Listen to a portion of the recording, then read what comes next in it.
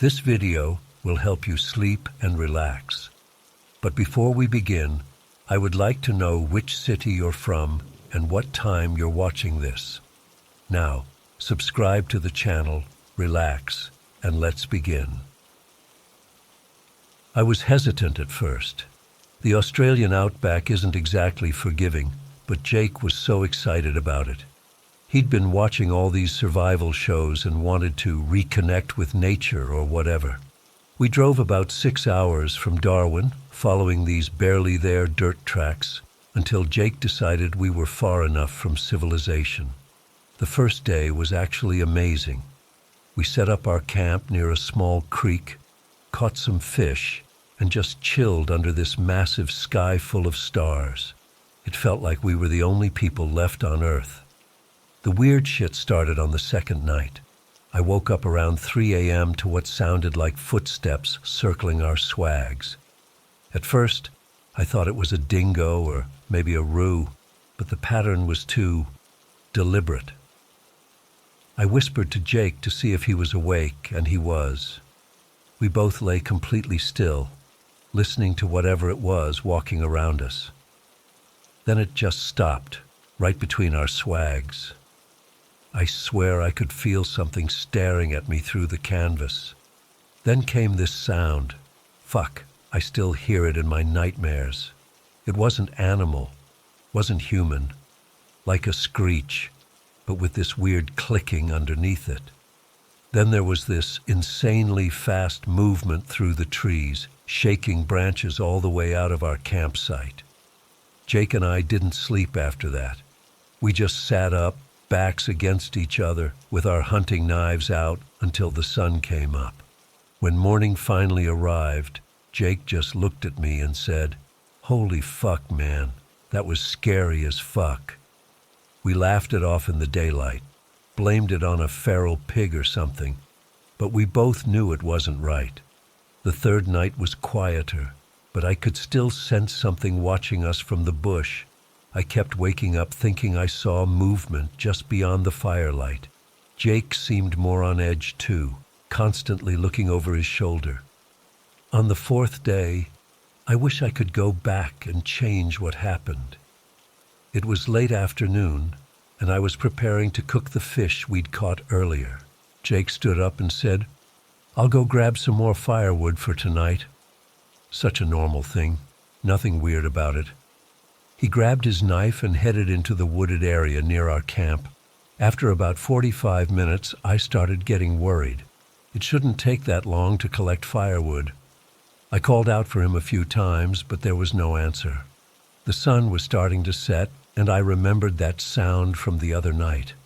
Something inside me just knew something was wrong. I grabbed my flashlight even though it wasn't dark yet, and my hunting knife, and headed in the direction Jake had gone. I kept calling his name, getting more frantic each time there was no response. The bush was getting thicker, and I realized I'd gone further than we'd explored before. That's when I heard it again, that same unnatural screech, but this time it was behind me. I spun around, heart pounding so hard I could feel it in my throat. Nothing there, just trees and shadows getting longer as the sun dropped lower. I turned back and pushed forward, desperate to find Jake. About 200 meters further in, I caught a glimpse of someone through the trees. "Jake!" I shouted. The figure stopped, but didn't turn around. It was Jake's build, Jake's height, Jake's clothes. But something felt off. He was standing too still, like he wasn't even breathing. Just as I started moving toward him, that screech came again, but from a completely different direction. It was impossible for whatever made that sound to be both where Jake was standing and also off to my right, unless there were two of them. I froze, paralyzed with indecision. The figure that looked like Jake slowly started to turn around. I don't know why, but every instinct in my body screamed at me to run. So I did. I turned and sprinted back toward camp, branches whipping my face, my heart feeling like it would explode. When I burst into our campsite, I nearly collapsed from shock. Jake was sitting there, poking at the fire, but he was wearing different clothes than when he left, a blue shirt instead of the red one he'd had on. I was certain of it. He looked up at me and said, word for word, in the exact same tone as 3 nights before, "Holy fuck, man, that was scary as fuck." I just stood there trying to catch my breath, trying to make sense of what had just happened. "What was scary?" I finally managed to ask. "I thought I saw something in the bush while collecting wood," he said, but his voice had this weird flatness to it. "But it was nothing." I sat down across from him, studying his face. It was Jake, definitely Jake. Same freckles, same scar on his chin from when we crashed our bikes as kids. But something was different. His expressions seemed delayed, like there was a split second of processing before he reacted to anything I said. "You changed your shirt," I said, testing him. He looked down at himself like he was surprised. "Yeah," he said, "the other one got dirty." I didn't push it then. Maybe I was just freaked out by being in the bush, hearing that sound again. But throughout the night, I noticed more things. When Jake laughed, it was the exact same laugh each time, same pitch, same duration. It wasn't natural.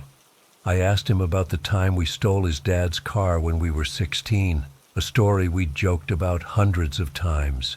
He hesitated, then gave me details that were all wrong. Said we drove to the beach when we'd actually gone to the shopping center. Wrong day, wrong everything. But the worst part was watching him eat. I'd cooked the fish properly, but he barely seared his portion, eating it almost raw, chewing with this mechanical precision that made my skin crawl. His eyes never left me as he ate, like he was studying how I took each bite. I hardly slept that night. I kept my knife close and pretended to sleep, watching through nearly closed eyes as Jake sat motionless by the dying fire for hours, not sleeping, just watching, sometimes mimicking my breathing pattern exactly. The next morning I noticed bruises on his arms that hadn't been there before, dark purple marks that looked like handprints. When I asked about them, he stared at his own arm like he was seeing it for the first time, then said, "Must have bumped into something." His mannerisms had changed too. He'd started mimicking my expressions, my gestures, even the way I scratched my head when thinking. It was like he was learning how to be human by watching me. Once, I caught him practicing a smile when he thought I wasn't looking, stretching his lips in different ways, like he was trying to get it right. That day, I told Jake I thought we should head back early, made up some bullshit about forgetting an assignment due soon. I mentioned the creature or whatever we'd heard in the woods, and he just looked at me with those empty eyes and said, "I wouldn't worry about that." That phrase hit me like a truck, because 3 nights ago, when we'd first heard that screeching right before it ran off, there had been words. I hadn't told Jake about them because they'd seemed impossible. A whispered, "I wouldn't worry about that," from somewhere in the darkness. I packed up as quickly as I could, making excuses about my parents expecting us back. Jake moved slower than usual, watching me more than helping. On the drive back, he hardly spoke, just sat there mimicking my movements on the steering wheel, like he was learning how to drive by observation. When we got back to Darwin, I dropped Jake off at his house. His mom was on the front porch and waved at us. Jake waved back, but there was something mechanical about it. When he got out of the car, the last thing he said to me was, "We should go back there again sometime." His voice had that same flat quality, but with something beneath it, something hungry. In the months since then, Jake has changed completely. His social media went from daily posts to nothing for weeks at a time. When I'd see him around town, his movement seemed more fluid, more natural, like he was getting better at whatever he was doing. People who didn't know him well probably wouldn't notice anything wrong. but I knew. His dog disappeared about a month after we got back. Then his neighbor's cat. He told everyone they'd run away, but I saw how he looked when he said it, that same empty stare. Jake had been crazy about this girl Megan since year 10, always finding reasons to talk to her. Last month at a mutual friend's party, I overheard her telling someone that Jake had finally asked her out, but she turned him down because something about him seemed robotic and gave her the creeps. 2 weeks ago, Jake texted me, asking if I wanted to go camping again, at the exact same spot. I made up some excuse, but he's asked 3 more times since then, each message more insistent than the last. Yesterday, I ran into Jake's mom at the shopping center. She seemed worried, said Jake had been different since our trip, sleeping weird hours. Sometimes she'd find him just standing in the backyard at night, looking up at the stars. She asked if anything had happened while we were camping. I couldn't tell her the truth. How do you tell someone that their son isn't their son anymore? That whatever came back with us from the bush might look like Jake, might have all his memories, but isn't him? I don't know what happened that day in the woods. I don't know if the real Jake is dead or somewhere else. All I know is that I'm never going back to that place, and I'm never going to be alone with the thing that looks like my best friend again. The most terrifying part? Last week I saw Jake talking to our other friend Chris. They were laughing, making plans. And now Chris keeps texting me about this awesome camping spot Jake told him about. Says they're going next weekend and wants me to come too. I don't know what to do. No one would believe me. And whatever's wearing Jake's skin, I think it wants more of us.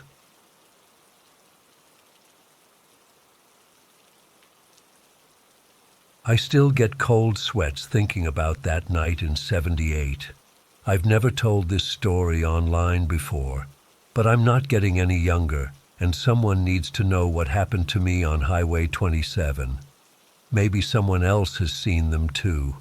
I was 27 years old back then, living on the Pine Ridge Reservation. Like a lot of guys my age, I spent too many nights drinking in Sinek, the border town about 15 miles from the res.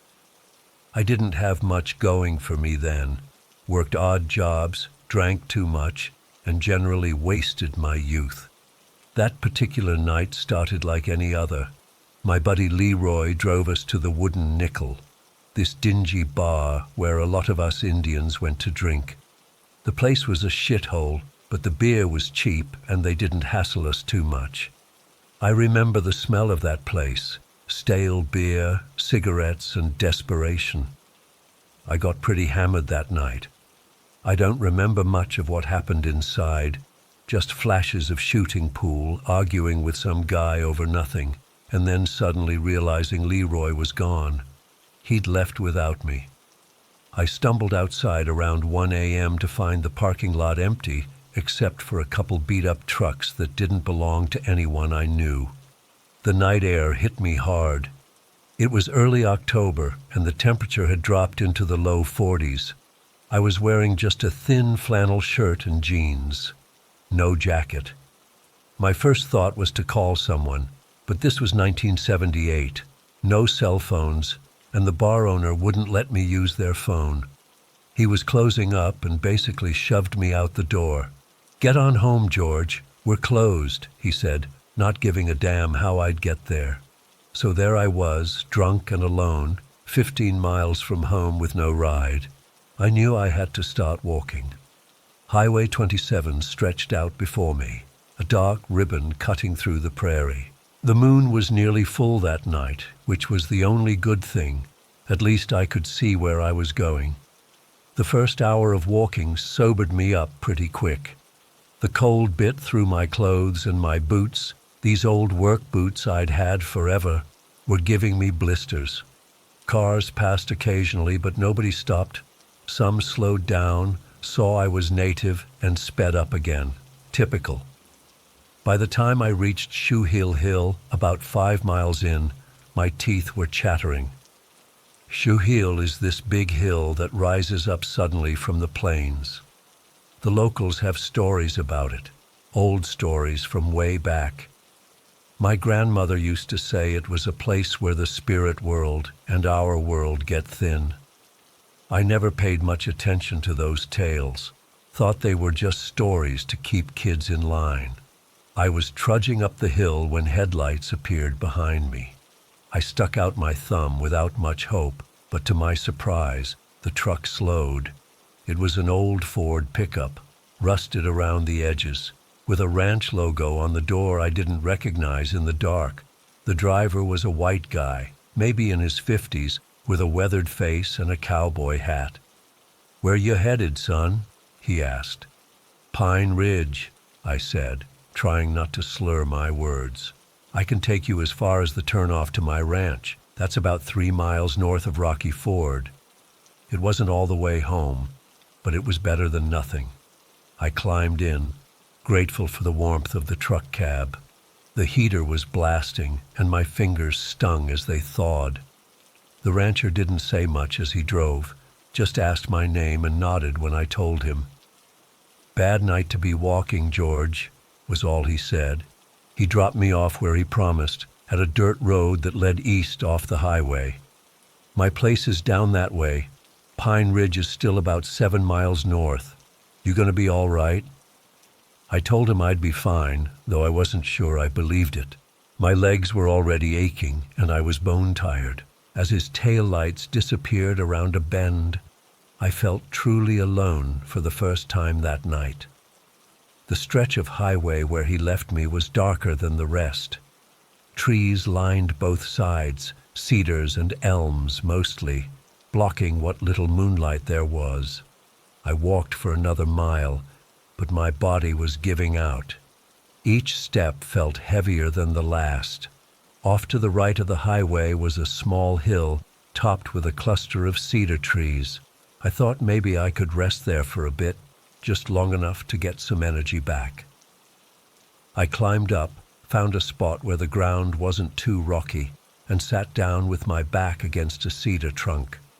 I only meant to rest for a few minutes, but exhaustion took over. I fell asleep right there under the open sky. I remember thinking before I drifted off that at least the trees blocked some of the wind. I don't know how long I was out. Could have been minutes, could have been hours. What woke me was a gentle touch on my shoulder. My eyes snapped open, and I nearly yelled in shock. A woman was kneeling beside me. Not just any woman. She was beautiful in a way that's hard to describe. She looked Lakota, with high cheekbones and deep brown eyes that seemed to know things. Her hair was long and black, flowing over her shoulders. She wore a traditional buckskin dress, intricately beaded with designs I recognized from my grandmother's work. The dress looked old, but not worn, like something precious that had been carefully preserved. "You can't sleep here," she said. Her voice was soft but firm, with an accent I couldn't quite place, like she was from the res, but from a long time ago. I was still groggy, confused about where I was and how this woman had appeared out of nowhere. "What? Who are you?" She didn't answer my question. Instead, she stood up and said, "It isn't safe. You need to leave now." There was an urgency in her voice that cut through my confusion. I got to my feet, swaying slightly. The alcohol had mostly worn off, replaced by a dull headache.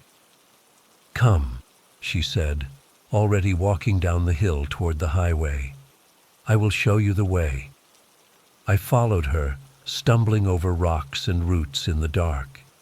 She moved gracefully, seeming to know exactly where to place her feet, even though it was still the middle of the night. The moon had shifted, casting long shadows through the trees. As we neared the bottom of the hill, I glanced back to where I'd been sleeping. That's when I noticed him, a man, standing exactly where I had been resting. He was tall and lean, dressed in what looked like buckskin leggings and a vest. His hair was braided with feathers, or maybe small bones woven in. I couldn't make out his face clearly in the shadows, but something about the way he stood, perfectly still, watching us, made my skin crawl. "Who's that?" I asked the woman, pointing back up the hill. She didn't turn around, just grabbed my arm and pulled me faster toward the road. "Don't look at him, just keep walking." Her grip was surprisingly strong, her fingers digging into my forearm. I stumbled along beside her, too confused and scared to resist. When we reached the highway, I heard footsteps behind us. The man was following, moving quickly down the hill. The woman positioned herself between me and him, facing the road. "When help comes, you must go," she whispered. "Do not look back. Do not stop." "What are you talking about? What help?" I was starting to think I was still dreaming or having some kind of drunken hallucination. Then I heard it, the rumble of an engine. Headlights appeared around the bend, cutting through the darkness. It was a pickup truck, moving fast down the empty highway. As the truck drew closer, the woman pushed me toward the edge of the road. "Wave them down. Go now." I stepped into the road and waved my arms. The truck slowed and I recognized it, the same Ford pickup that had given me a ride earlier. The rancher rolled down his window, looking surprised to see me. "George, you still out here?" Before I could answer, a voice shouted from behind the truck. It was a younger guy, maybe in his 20s, leaning out the passenger window. His face was white with fear. "Look at their feet," he screamed. "For God's sake, look at their feet." I turned back toward the woman, confused by his panic. That's when I saw it. Where her feet should have been, where human feet should have been, there were hooves. Small, delicate deer hooves touching the asphalt. My blood turned to ice.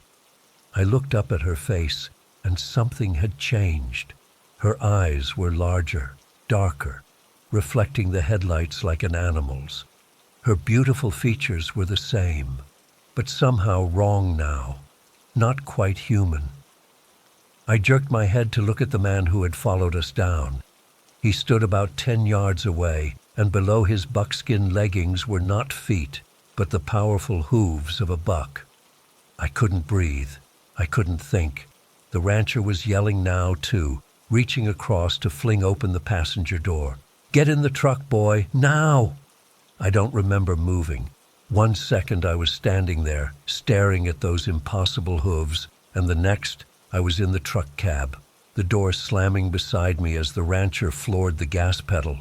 The truck lurched forward, tires squealing on the asphalt. As we sped away, I twisted in my seat to look out the side mirror. What I saw in that moment has haunted me for over 40 years. Where the woman and man had stood, there were now a doe and a buck, their bodies sleek and powerful in the moonlight. They watched the truck until we rounded the bend, and they disappeared from view. The ranch hand, the rancher's son, I learned, was breathing hard, like he'd been running. "Jesus Christ," he kept saying. "Jesus Christ." His father drove with both hands clenched on the wheel, his knuckles white. Nobody spoke for several miles. Finally, the rancher broke the silence. "What the hell were you doing, George? We saw you from up the road, following that doe down the hill with a buck coming after you. Thought you'd lost your mind."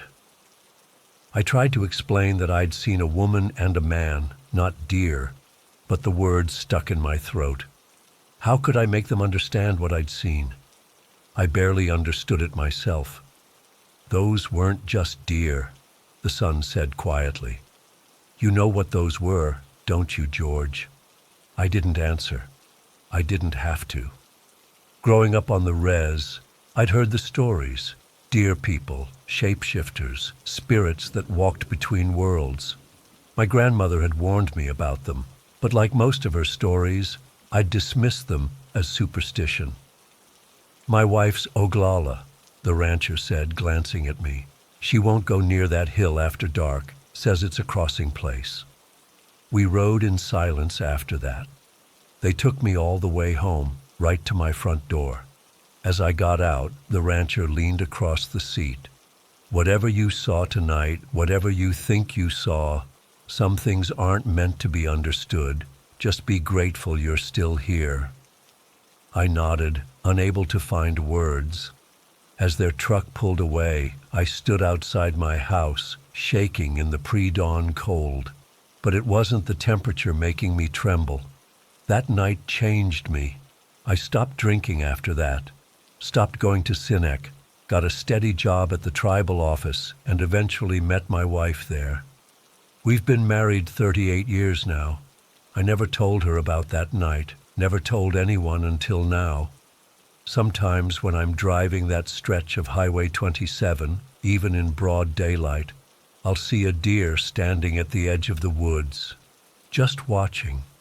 And for a split second, I'll think I see a woman's face, those knowing eyes looking back at me.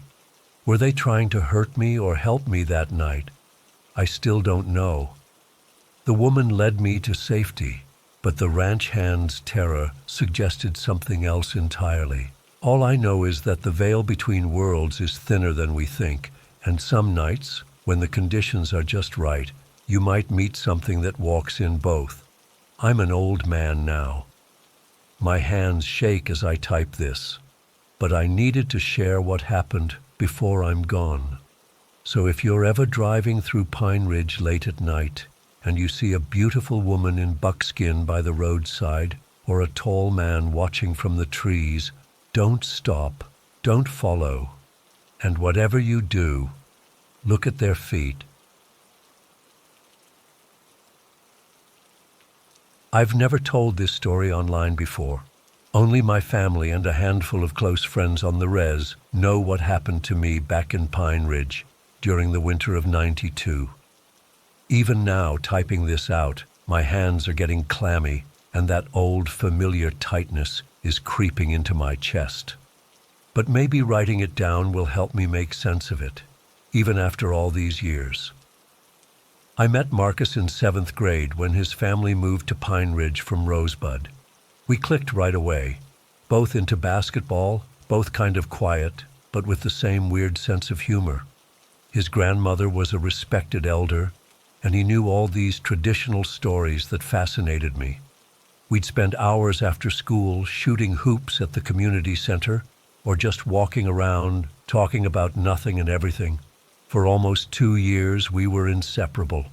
I still remember the stupid inside jokes we had, the mixtapes we'd make, taking turns recording songs off the radio onto cassettes, normal kid stuff. But something changed when we hit high school. It was gradual at first. Marcus started hanging with a different crowd, older guys who were into some heavy stuff. He'd skip school, and when he did show up, he seemed different, distant. His eyes had this hollow look I couldn't place. I tried to talk to him about it a few times, but he just shrugged me off. Then one day in sophomore year, I overheard him telling people I'd stolen money from his locker. It wasn't true. I would never do that to anyone, especially not him. When I confronted him, the look in his eyes was cold, like I was looking at a stranger wearing my friend's face. After that, things got ugly. We went from best friends to bitter enemies. He'd shoulder check me in the hallways, spread rumors. I started avoiding places I knew he'd be. Looking back, I should have seen that something was seriously wrong with him, but I was just a stupid, hurt teenager. I hated him for betraying our friendship. By junior year, Marcus had gotten into serious trouble. Drugs, fighting, the works. His grandmother was devastated. The last time I saw him was when he was being escorted out of school by his uncle. He locked eyes with me across the parking lot, and there was this emptiness there that still haunts me.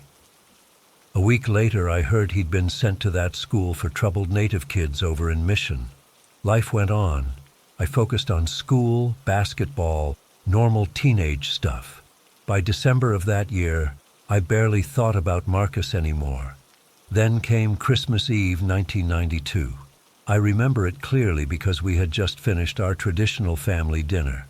My cousins were over, and we were playing cards when my aunt got a phone call. The room got quiet as she listened. When she hung up, she looked shaken. "Marcus Lone Elk was shot tonight," she said softly. "He didn't make it." The details were hazy at first. Something about an argument at a party out on the edge of the reservation. Marcus had been home for Christmas break. Wrong place, wrong time was what everyone said. I felt numb, confused. How do you process the death of someone who was once your closest friend but became almost an enemy? I didn't go to the funeral. I told myself it was because his family wouldn't want me there, but honestly, I was scared. Scared to face what had happened between us. Scared to admit that part of me still cared despite everything. That's when the nightmares started. 3 days after the funeral, I woke up around 3 a.m., gasping for air. It felt like someone was sitting on my chest, pressing down. My window was wide open, the freezing January air pouring in, and my hands were bleeding from clawing at the screen. The weird thing was I had no memory of getting out of bed or opening the window. I closed it, bandaged my hands, and tried to convince myself it was just sleepwalking. Stress, maybe. Guilt over not attending the funeral. The next night was worse. I woke up in the hallway outside my bedroom, my fingernails broken from scratching at the walls. There were long scrape marks in the paint, like I was trying to dig my way out. My throat was raw, like I'd been screaming, but nobody in the house had heard anything. This pattern continued for almost a week. Each night I'd wake up somewhere different, trying to pry open windows, clawing at doors, always desperate to escape something. But I never remembered getting out of bed. It was like something else was controlling my body while I slept. My parents were worried sick. My mom started putting chairs against my bedroom door to hear if I got up. My dad took to staying up late, keeping watch. The lack of sleep was making me a zombie during the day. I couldn't focus at school, couldn't eat. Dark circles formed under my eyes, and I lost weight fast. Then came the night that changed everything. I remember going to bed exhausted around 10 p.m. I'd barely slept in days and was desperate for rest. My dad had promised to stay up and check on me throughout the night. I must have fallen into a deep sleep because the next thing I knew, I was being shaken awake by my father. His face was ashen, eyes wide with fear. I was standing in our living room, both hands pressed against the front door, my fingertips bloody from trying to claw through the wood. "Son," my dad said in a shaky voice, "there was something with you." The hair on my arm stood up. "What do you mean?" His voice dropped to almost a whisper. "I heard noises and came to check. When I turned on the light, I saw you standing here, but there was something dark behind you, like a shadow, but solid. When I called your name, it moved, fast, down the hallway and out the back door. I've never seen my father scared. He was always the rock of our family, practical and grounded. But that night his hands trembled as he helped me clean the blood off my fingers. The next morning, my parents called my uncle, who was close with one of the medicine men on the reservation. By afternoon, the old man was sitting at our kitchen table, listening carefully as my parents explained what had been happening. I sat there silently, too exhausted and frightened to speak. After they finished, he turned his weathered face toward me. "Did you and Marcus Lone Elk have a falling out?" he asked directly. My stomach dropped. I hadn't mentioned Marcus to my parents or connected these episodes to his death at all. "How did you know?" "The pattern," he said simply. "Something unresolved, a connection broken by anger, instead of naturally parting. He asked me to tell him about our friendship and how it ended. So I did. Everything spilled out, how close we were, how things changed, the rumors, the hostility, and finally, the last time I saw him. As I spoke, something heavy seemed to lift slightly from my chest. The medicine man nodded slowly. His spirit is troubled, restless. There was bitterness between you that was never healed in life. Now it follows you. What can I do? I asked, my voice barely audible. We need to make peace between your spirits, he said. There is a ceremony. It will not be easy, but it is necessary.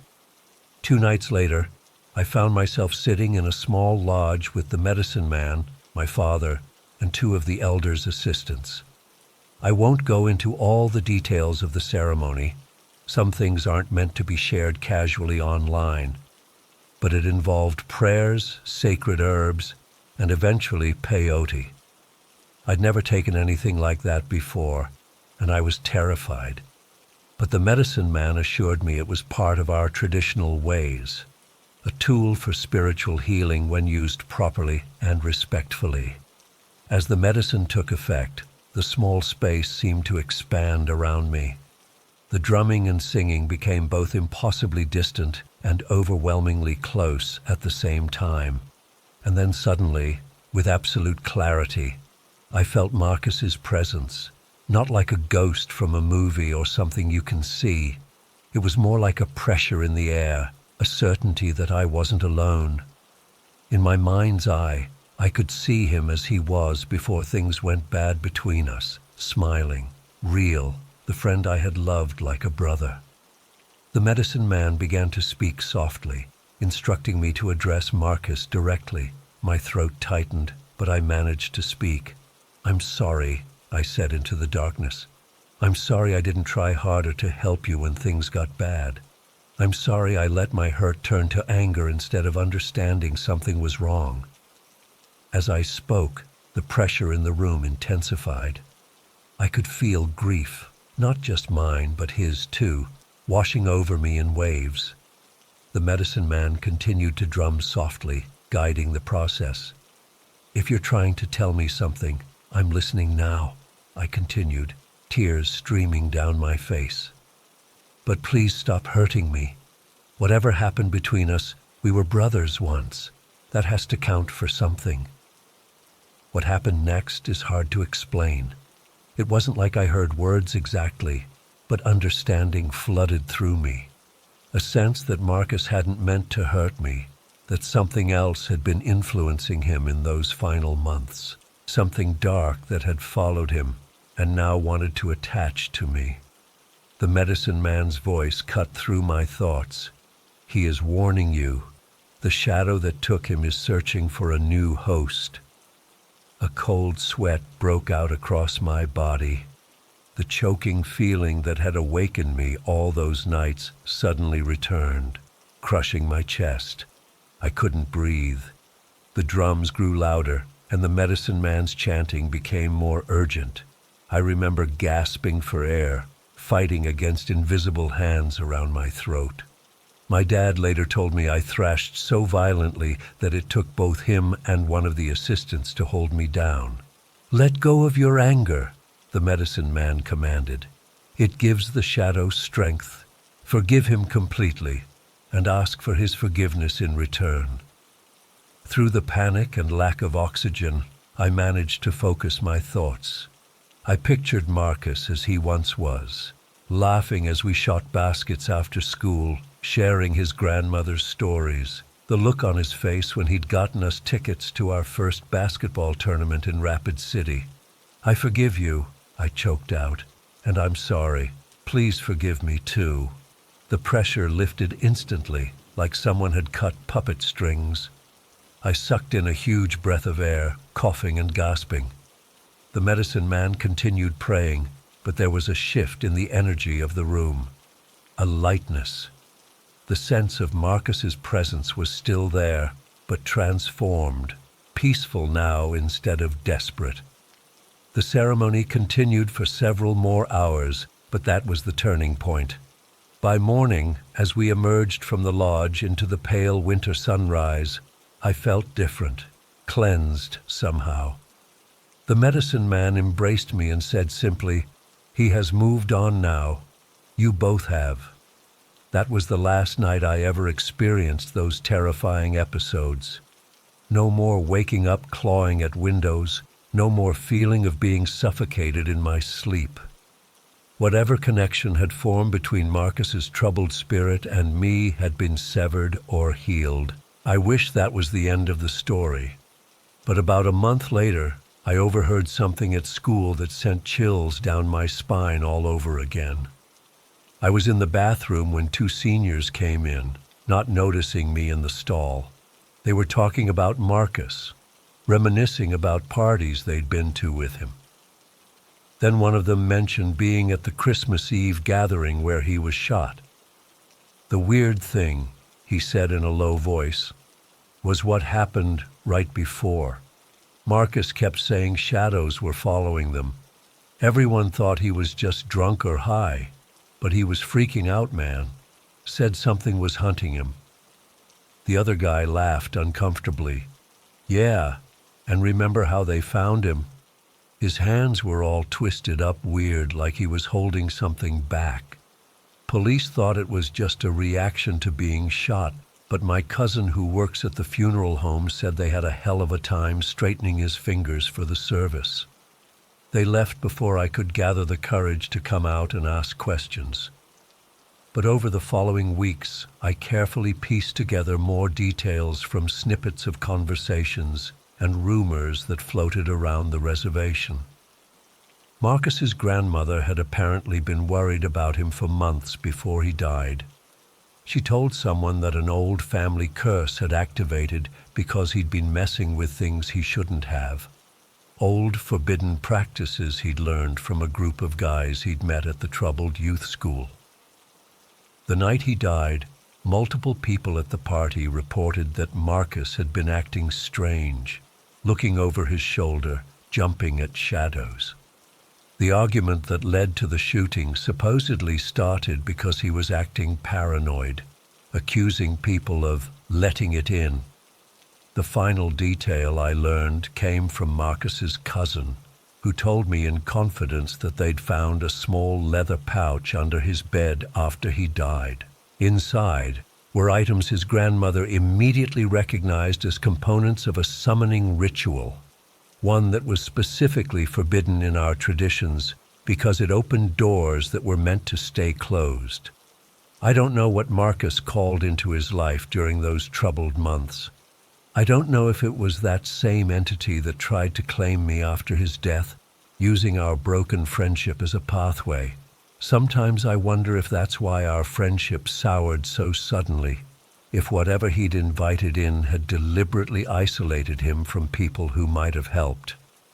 All I know is that after the ceremony with the medicine man, I never experienced those terrifying night episodes again. Sometimes when I dream of those days, I see Marcus as he was before everything went wrong, and in those dreams, he seems at peace. But I still sleep with my windows locked, no matter the weather.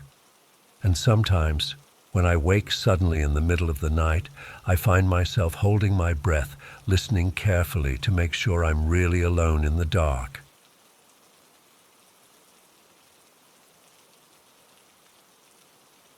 I still can't sleep right, even after 3 months.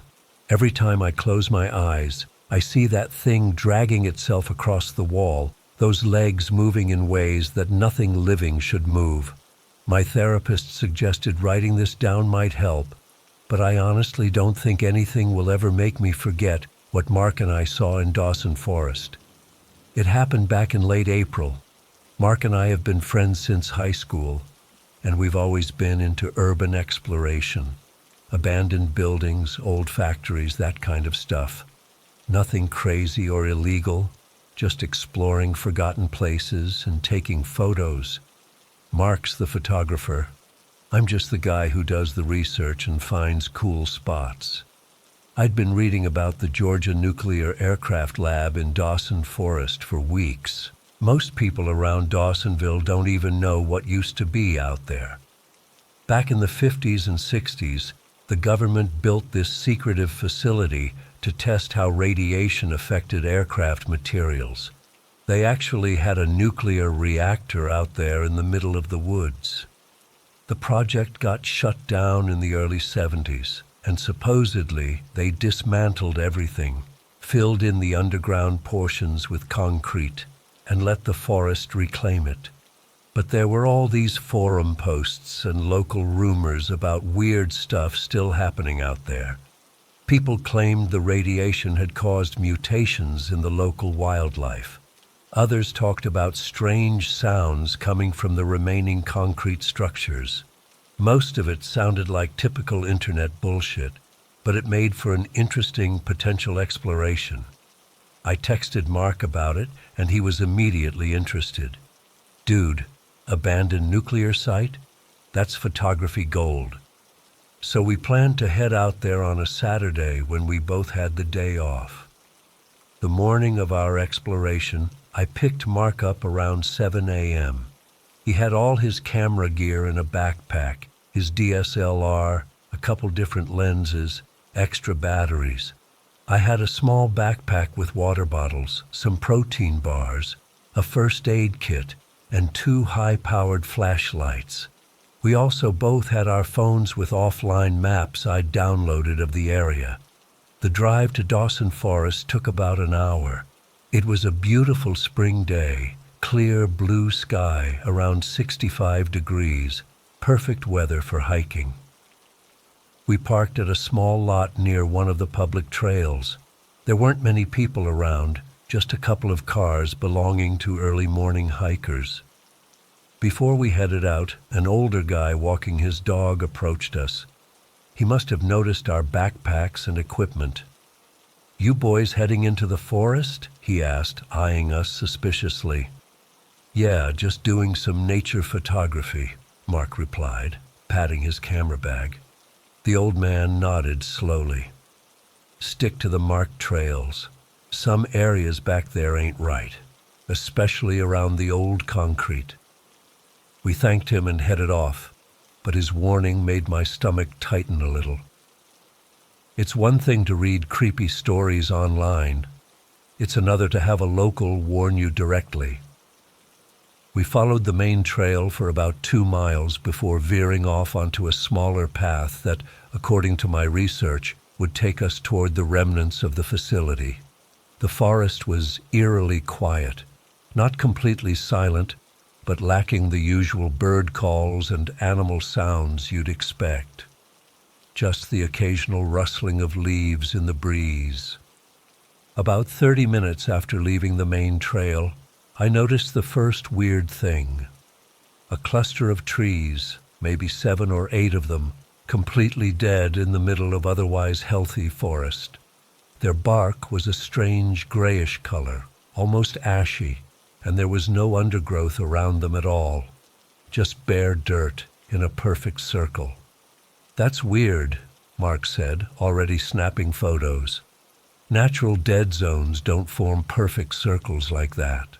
I didn't say anything, but I remembered reading that radiation can create dead zones in plant life. We kept moving. The next strange thing happened about 15 minutes later. We spotted a white deer about 50 yards away. Albino deer are rare, but not unheard of. What was unnatural was its antlers. It had 3 of them, 2 normal ones and a third growing straight up from the center of its head. When it spotted us, it froze, staring with pink eyes for several seconds before bolting away. "Did you see that?" I whispered. Mark nodded, looking pale. "Got a couple shots of it. That third antler. That's not normal, right?" "Definitely not," I replied. We pressed on, and the forest started feeling different. The trees grew closer together, the undergrowth thicker, blocking more of the sunlight. The temperature seemed to drop several degrees. I checked my phone, no service as expected, but the GPS was still working, showing we were approaching the area where the facility had been. Then we found the concrete. Not small pieces, but massive retaining walls emerging from the hillside, partially covered by vines and moss. Nature had been trying to reclaim them for 50 years, but they stubbornly remained. "This has to be it," I said, feeling both excited and increasingly uneasy. We followed the concrete wall until we found what looked like a drainage tunnel, about 4 feet high, partially collapsed at the entrance. Water had clearly been flowing through it at some point, but it was dry now. "Think we can fit through there?" Mark asked, already setting his camera to take low-light photos. Common sense told me we shouldn't, but we'd come all this way, and my curiosity was stronger than my fear. "Yeah, but let's be careful. If it starts getting unstable," we turned back immediately. We turned on our flashlights and ducked into the tunnel. The air inside was stale and had a strange metallic smell, like copper pennies. The tunnel extended about 30 feet before opening into a larger concrete chamber. Our flashlight beams revealed crumbling walls, rusted metal fixtures, and decades of debris. "This is incredible," Mark whispered, his voice echoing slightly. He was already taking photos, the camera flash briefly illuminating the whole space. We moved carefully through the chamber, finding another passage that led deeper. This one was an actual hallway with what remained of a door frame. The facility hadn't been completely filled with concrete as the official reports claimed. Parts of it were still intact, preserved in this underground tomb. The hallway led to a series of smaller rooms. Most were empty, except for rusted brackets on the walls where equipment had once been mounted. The floors were covered in a fine layer of dust, disturbed only by small animal tracks. We moved cautiously, testing each step before putting our full weight down, aware of the potential for structural collapse. In the third room, we encountered something that made my skin crawl. The floor was moving, or rather, what covered the floor was moving. Insects, thousands, maybe millions of insects, clustered together in a writhing mass, but they weren't normal insects. Some were unnaturally large, the size of golf balls. Others had bizarre colorations, bright blues, purples, and oranges that don't exist in nature. And they all seemed to be vibrating in a synchronized pattern, like they were connected to some central nervous system. "Jesus Christ," Mark muttered, backing away. "That's not right. That's not fucking right." I couldn't look away. The mass of insects seemed to pulse, like it was breathing. When Mark's camera flash went off, the entire mass froze for a split second, then resumed its vibrating movement. "We should go back," I said, my voice barely above a whisper. Mark nodded, but pointed to another doorway on the far side of the room. "There's something glowing in there." I hadn't noticed it at first, but he was right. A faint yellowish glow was coming from the next room. Against every survival instinct, we skirted around the edge of the insect mass and approached the doorway. The next room was larger, with a high ceiling that disappeared into darkness above our flashlight beams. The source of the glow was some kind of fungus or mold growing on the walls, emitting a faint bioluminescence. But that wasn't what made my heart stop. It was the sound. A dry, clicking, scraping sound coming from the darkness above us, and then movement, something large shifting position on the ceiling. Mark pointed his flashlight up, and I'll never forget what we saw. Clinging to the ceiling was something that resembled a spider, but larger than any spider has any right to be. Its body was the size of a beach ball, yellowish-brown, with a strange translucent quality. But it was the legs that haunted me most, 8 of them, each at least 4 feet long, jointed in too many places and moving in ways that defied natural movement.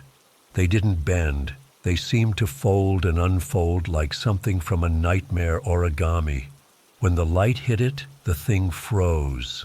Then it began to move directly toward us, not falling from the ceiling but crawling along it with a horrible precision, each leg placing itself with deliberate care. "Run," I whispered, unable to move. "Run," I screamed, finding my voice and my legs at the same time. We bolted, Mark still gripping his camera. Behind us, I heard the creature drop to the floor with a wet thud, then the scrabbling of those impossible legs as it pursued us. We sprinted through the insect room, no longer caring about avoiding the writhing mass. I felt them crunching under my boots, heard them squishing and popping as we ran. Some of them emitted high-pitched squeals when crushed. The hallway seemed longer on the way out, stretching impossibly as we ran. My lungs burned, and my flashlight beam bounced wildly. Behind us, the clicking and scraping grew louder. I didn't dare look back. We reached the chamber with the tunnel exit, and I pushed Mark toward it. "Go! Go!" As he ducked into the tunnel, I finally turned around. The spider thing was at the far end of the chamber, its body seeming to pulse and contract as it moved. It wasn't running exactly. It was dragging itself along the wall in a motion that no living creature should be capable of, its legs splaying out at impossible angles. I dove into the tunnel after Mark, crawling as fast as I could. The creature was too large to fit, but I heard it at the entrance, legs scrabbling against concrete, a high-pitched keening sound emanating from whatever passed for its mouth. We emerged into daylight, gasping for air, and didn't stop running until we reached the main trail. Only then did we pause, bent over, hands on knees, trying to catch our breath.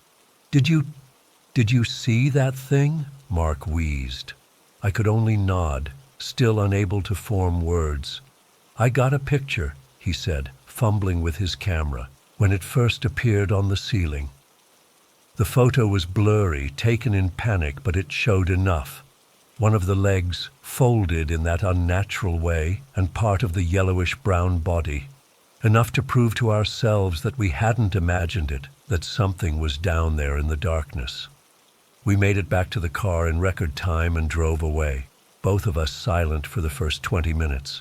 Finally, Mark spoke. "What was that thing?" "I don't know," I replied honestly. Maybe the radiation created it. Mutations or something." "That wasn't a mutation," Mark said quietly. "That was something else. In the 3 months since, I've tried to convince myself it was just a large wolf spider, distorted by fear and poor lighting. But I know better. The way it moved, the size of it, the intelligence in its pursuit, that was no natural creature. Mark developed respiratory problems 2 weeks after our exploration.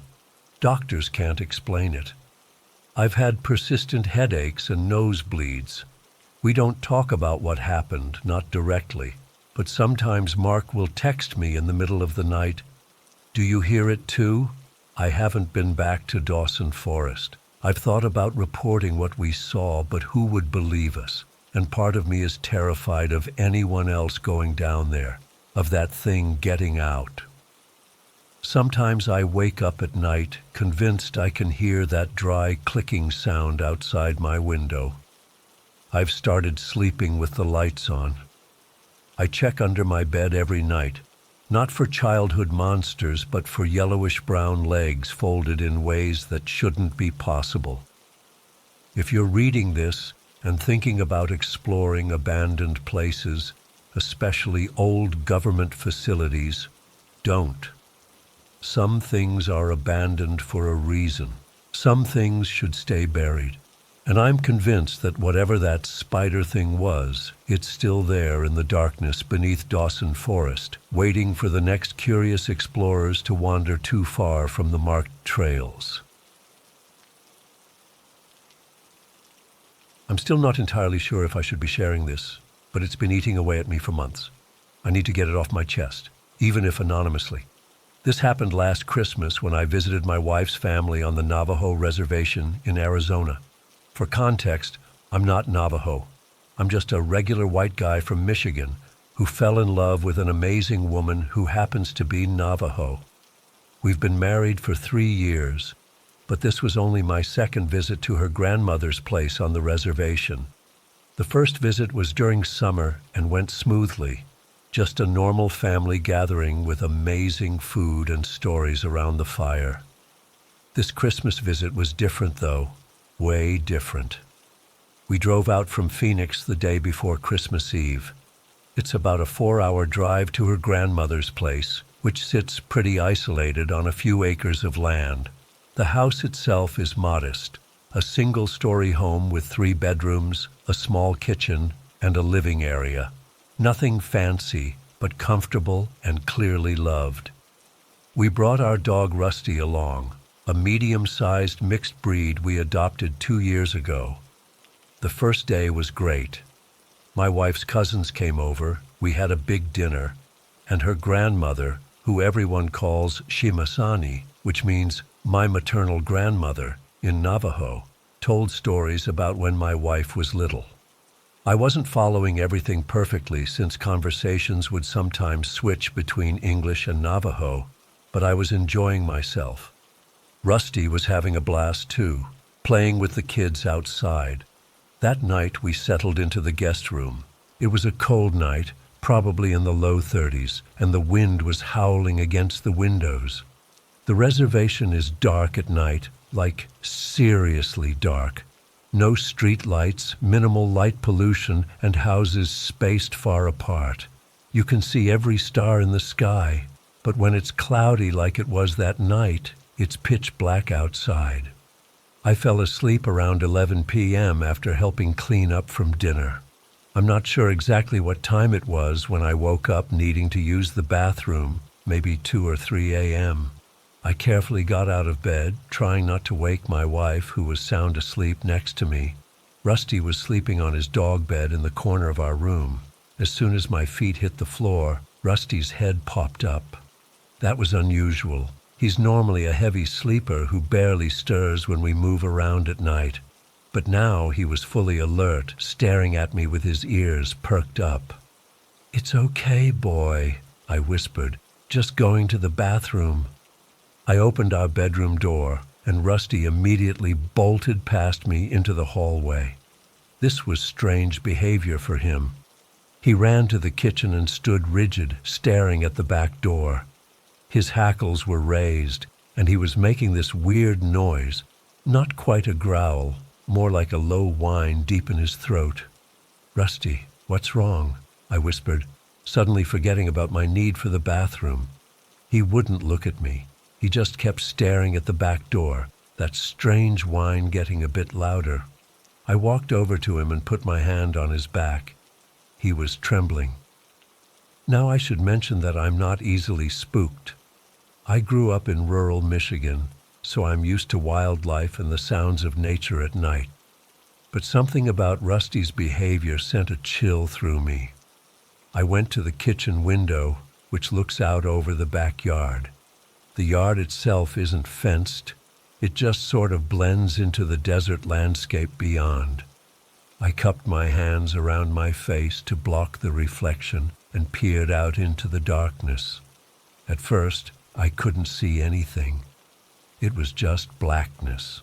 Then the clouds must have shifted because suddenly there was enough moonlight to make out shapes, and that's when I saw it.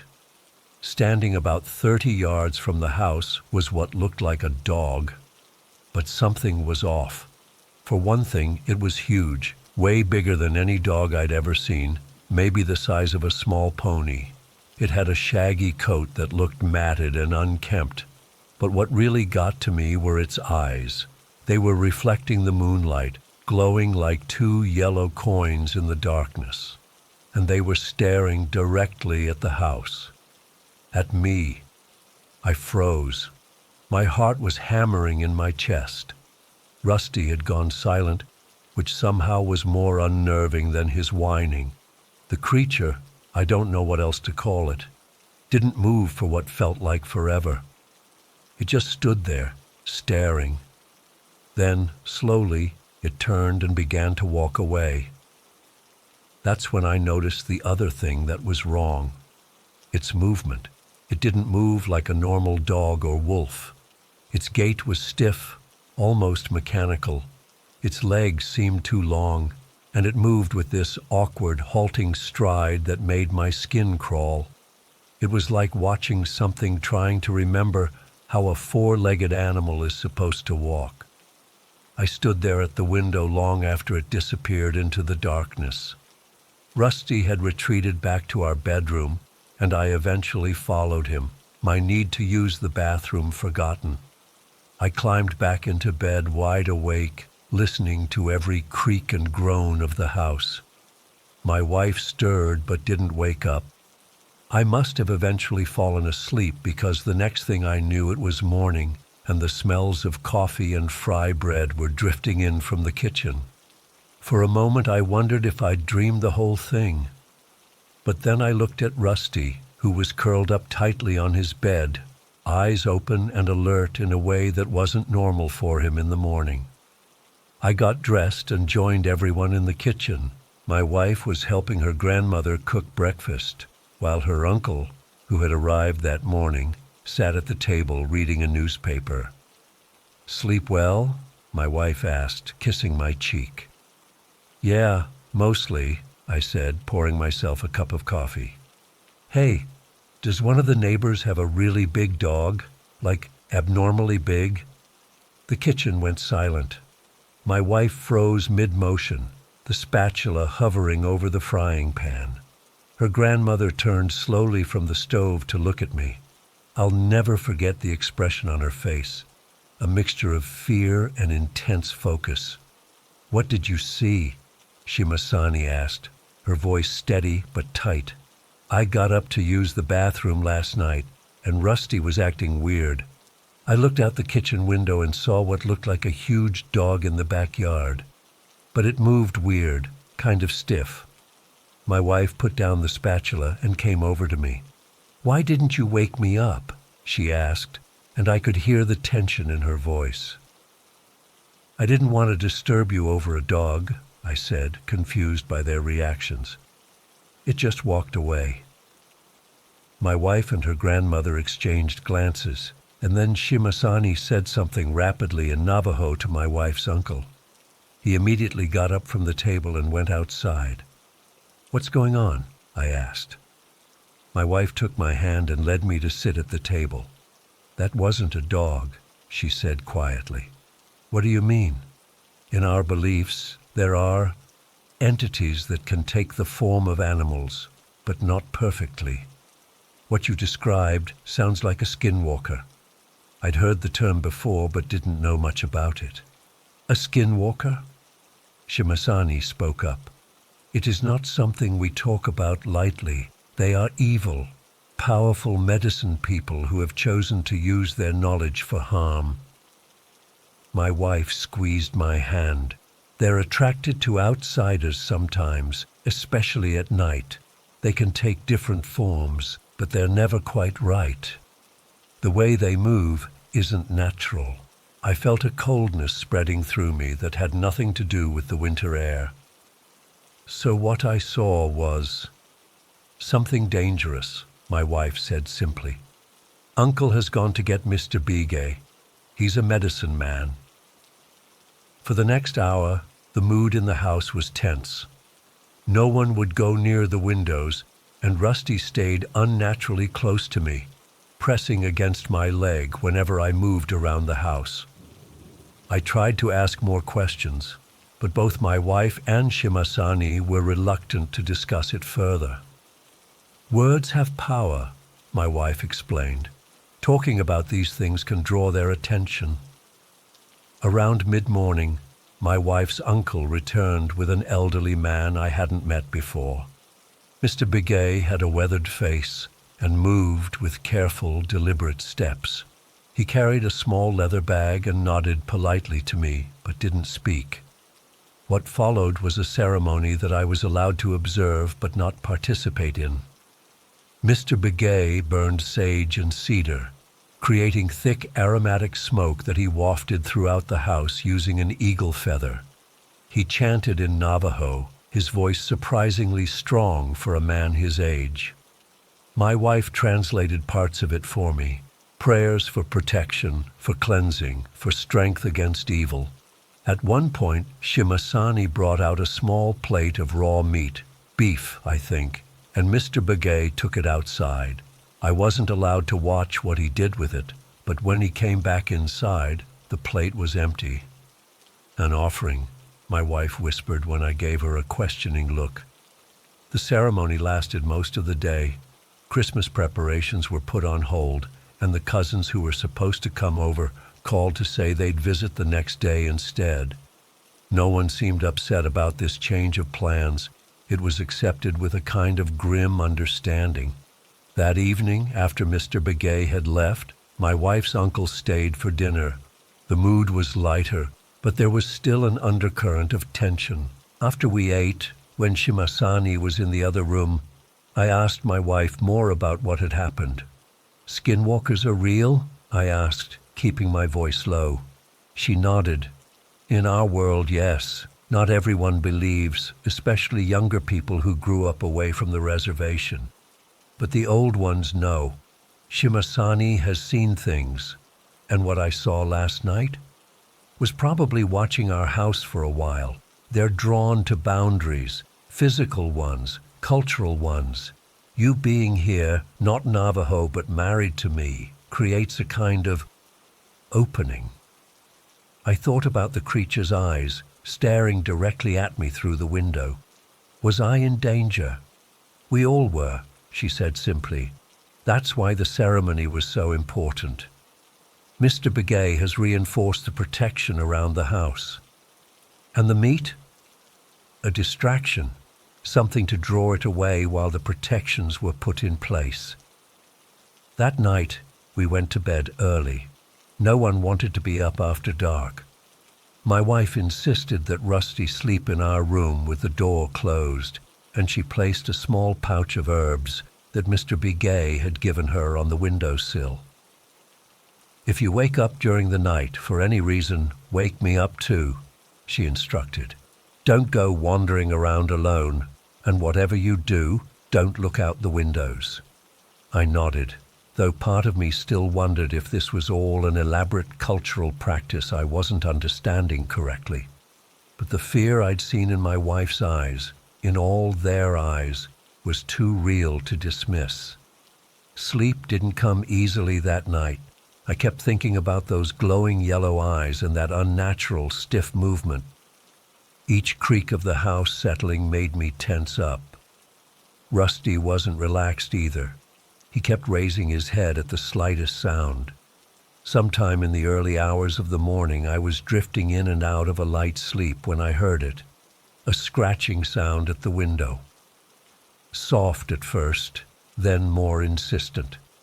Rusty growled low in his throat, but didn't move from his spot on the floor. My first instinct was to get up and look, but my wife's warning echoed in my head. Instead, I reached over and gently shook her awake. "There's something at the window," I whispered. She was instantly alert. She whispered something in Navajo that sounded like a prayer, then reached for the pouch on the windowsill. With deliberate movements, she opened it and sprinkled some of its contents on the floor beneath the window. The scratching stopped immediately. "What was that?" I asked, my voice barely audible. "Protection," she said simply. "Go back to sleep. It's safer now." But I couldn't sleep. I lay there, listening until the first hints of dawn lightened the sky. Only then did I feel my body begin to relax. The rest of our visit passed without incident. Christmas Day came and went with food and family and gifts. No one mentioned what had happened, though I noticed that everyone left before dark and no one walked to their cars alone.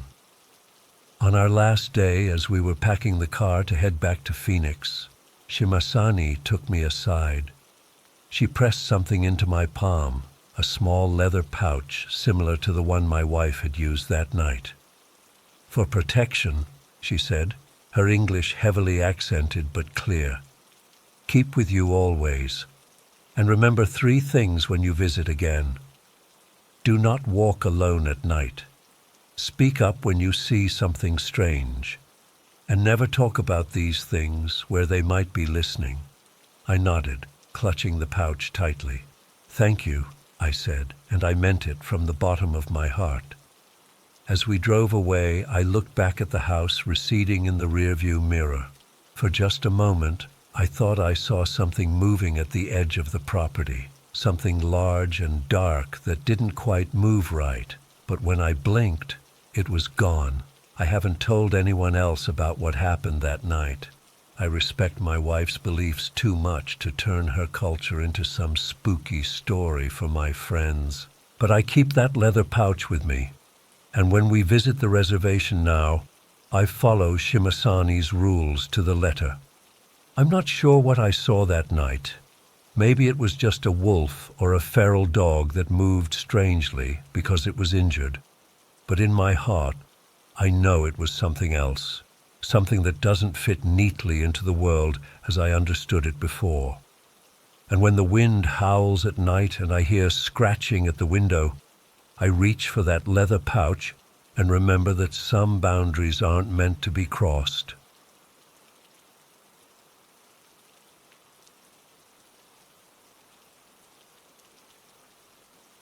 I still can't believe what happened that night at Westfield Mall. 3 weeks have passed, and I haven't slept properly since. Every time I close my eyes, I see that thing. I've been debating whether to write this down, but maybe putting it into words will help me process it. I don't expect anyone to believe me. Hell, I wouldn't believe it either if I hadn't been there. It was just supposed to be a normal Friday night. Me, Jake, Liam, and Mitch had this tradition of catching late movies at the Discount Theater in Westfield Mall. The place had been dying for years. Half the stores were empty, and rumors of demolition had been floating around for months. The only reason we still went there was because tickets were only $5, and it was close to all our houses. That night, we saw some forgettable horror movie that ran late. By the time we walked out, it was almost 12:30 a.m. The mall was technically closed, but the theater had its own entrance, and security was basically non-existent. The main lights were dimmed, and that creepy after-hours glow from the emergency exits cast these long shadows across the floor. We should have just left. Why didn't we just leave? It was Jake's idea to explore the closed-off section of the mall. About 6 months earlier, management had put up these temporary walls and "pardon our appearance" signs around the entire west wing. Everyone knew nothing was actually being renovated. They just didn't want to pay to maintain that section anymore. "Dude, let's check out the dead zone," Jake said, nodding toward the barricades. "I heard from my cousin who works at the cell phone kiosk that there's still a bunch of stuff left in those stores." "Security will catch us," Liam said, always the cautious one. Jake laughed. "What security? That one old guy who falls asleep by the food court? Come on, when are we gonna get another chance? They're tearing this place down soon." I didn't have strong feelings either way, but Mitch was immediately on board. "I've always wanted to see what's back there," he said, already walking toward the barricades. We found a section where someone had already pulled back the temporary wall enough to squeeze through. One by one, we slipped into the abandoned wing, using our phone flashlights to see. The difference was immediate and unsettling. While the main part of the mall was just dimly lit, this section was completely dark except for a few distant emergency lights. The air felt stale and cold, almost damp somehow, with this weird metallic smell I couldn't place. The first store we entered used to be an American Eagle. Most of the fixtures were still there, but all the merchandise was gone. Dust covered everything, and chunks of ceiling tile had fallen onto the floor. Our footsteps echoed in a way that made the space feel much bigger than it actually was. "Check this out," Mitch called from behind a fallen display. He held up a mannequin arm, wiggling the fingers at us. "Hello, boys," he said in a high-pitched voice. "That's creepy as hell," I said, but we were all laughing. We moved deeper into the abandoned wing, going from store to store. Each one was in worse shape than the last. In what used to be a Victoria's Secret, we found a stockroom full of broken mannequin parts. Torsos, legs, and heads piled haphazardly against the wall. Jake started arranging them into obscene positions while Liam and I wandered toward the back. "I don't like this place," Liam whispered to me. "Something feels off." I knew what he meant. Despite the mall being abandoned for months, it felt like we were disturbing something, like the space wasn't as empty as it appeared. We rejoined the others and continued to the center of the dead wing, where a dried-up fountain sat. The ceiling here opened up to the second floor, creating this cavernous space that amplified every sound. Our flashlights barely reached the ceiling, and the darkness seemed to swallow the light. That's when Mitch got the brilliant idea to throw the mannequin hand he'd been carrying into the darkness of the second-floor balcony. $10 says I can hit the railing," he said, winding up. "Don't," Liam started, but Mitch had already launched the hand. We heard it clatter somewhere in the darkness above us. We all stood silently, listening as the echoes faded. Then we heard something else, a scraping sound, something moving. "Probably just rats," Jake said, but his voice had lost its confidence. We were about to move on when something fell from the second floor and landed with a wet thud a few feet from us. Mitch aimed his flashlight at it. It was the mannequin hand, but wrong. The plastic had warped somehow, the fingers elongated and twisted into impossible angles. The surface looked melted and was covered in some viscous black substance that glistened in our flashlight beams. "What the fuck?" Jake backed away. "That's not the same hand." "Yes, it is," Mitch said, leaning closer. "Look, it has the same chip on the wrist." None of us wanted to touch it. We stood there, staring at the distorted hand, when a heavy silence fell over us, the kind of silence that makes the hair on your neck stand up, like the building itself was holding its breath. "Let's get out of here," Liam said, and for once, nobody argued. We turned to leave, but as I swung my flashlight around, I realized Mitch wasn't with us anymore. "Where's Mitch?" I asked, my voice sounding small in the vast darkness. We called his name, our voices echoing back at us. No response. I tried calling his phone, and we heard it ringing nearby. Following the sound, we found his phone on the ground, still lit up with my call, but no Mitch. "He's probably just trying to scare us," Jake said, but I could hear the fear in his voice. We spread out a little, keeping within sight of each other. I was scanning the area with my flashlight when I caught a glimpse of someone standing near the abandoned movie theater entrance. "Mitch," I called out, moving closer. As I approached, I realized it was indeed Mitch.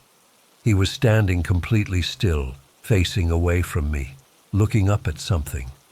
I grabbed his shoulder. "Dude, you scared the shit out of us."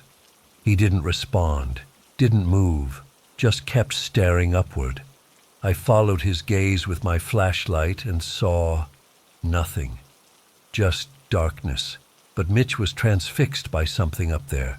"Guys, I found him," I called out. Jake and Liam hurried over. "What's wrong with him?" Liam asked as we all tried to get Mitch's attention. I aimed my flashlight at Mitch's face. His eyes were wide open, unblinking, his pupils so dilated they almost swallowed his irises. His mouth hung slightly open, and there was a thin line of drool running down his chin. But the worst part was his expression, a mixture of terror and fascination. "Mitch, snap out of it," Jake shook him, but Mitch remained perfectly still. I raised my flashlight again, higher this time, trying to see what had Mitch so captivated. And that's when I saw it. At first I thought it was just a shadow or a trick of light, but as I adjusted my beam, I realized there was something clinging to the ceiling. Something big, easily over 6 feet long, with limbs that didn't bend right, too many joints, like a spider but wrong. Its skin was a sickly gray with patches of what looked like black mold. And its face, Jesus, I'll never forget that face. It wasn't human. It had too many teeth, arranged in concentric circles inside a mouth that split its head nearly in half. No nose, just 2 slits. And its eyes, there were at least 6 of them, black and reflective like polished stones, arranged asymmetrically across what should have been its forehead.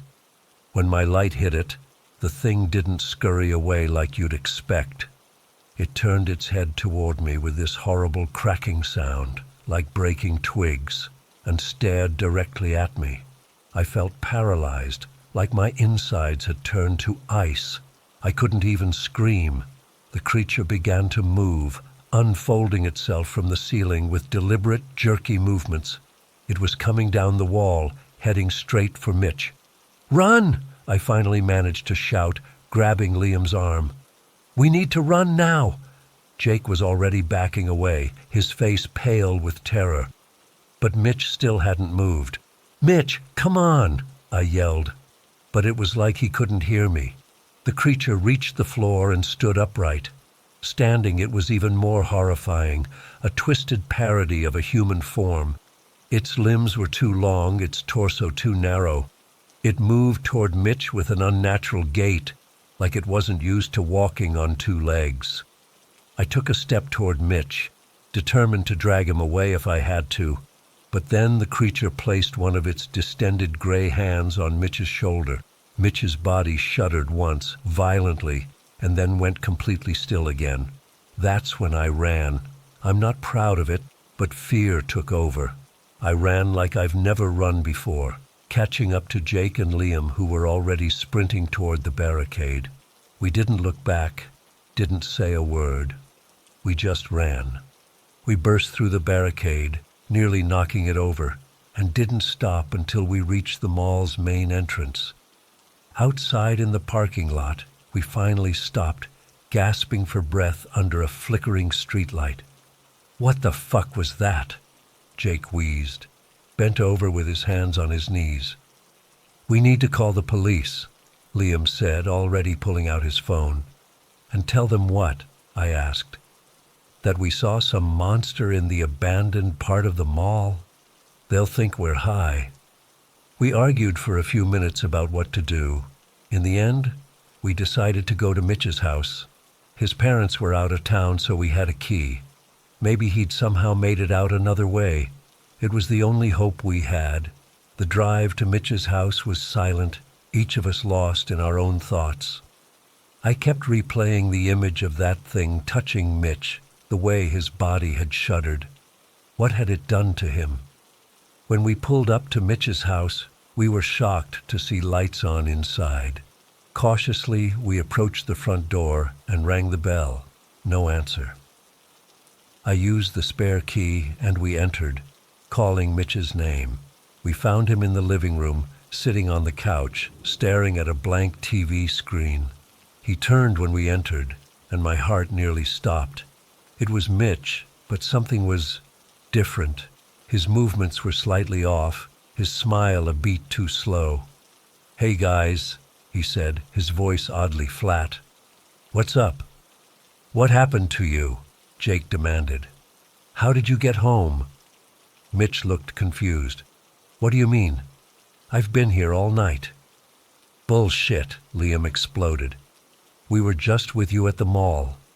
That thing was there, and it touched you, and—" "I don't know what you guys are talking about," Mitch interrupted, still with that weird, empty smile.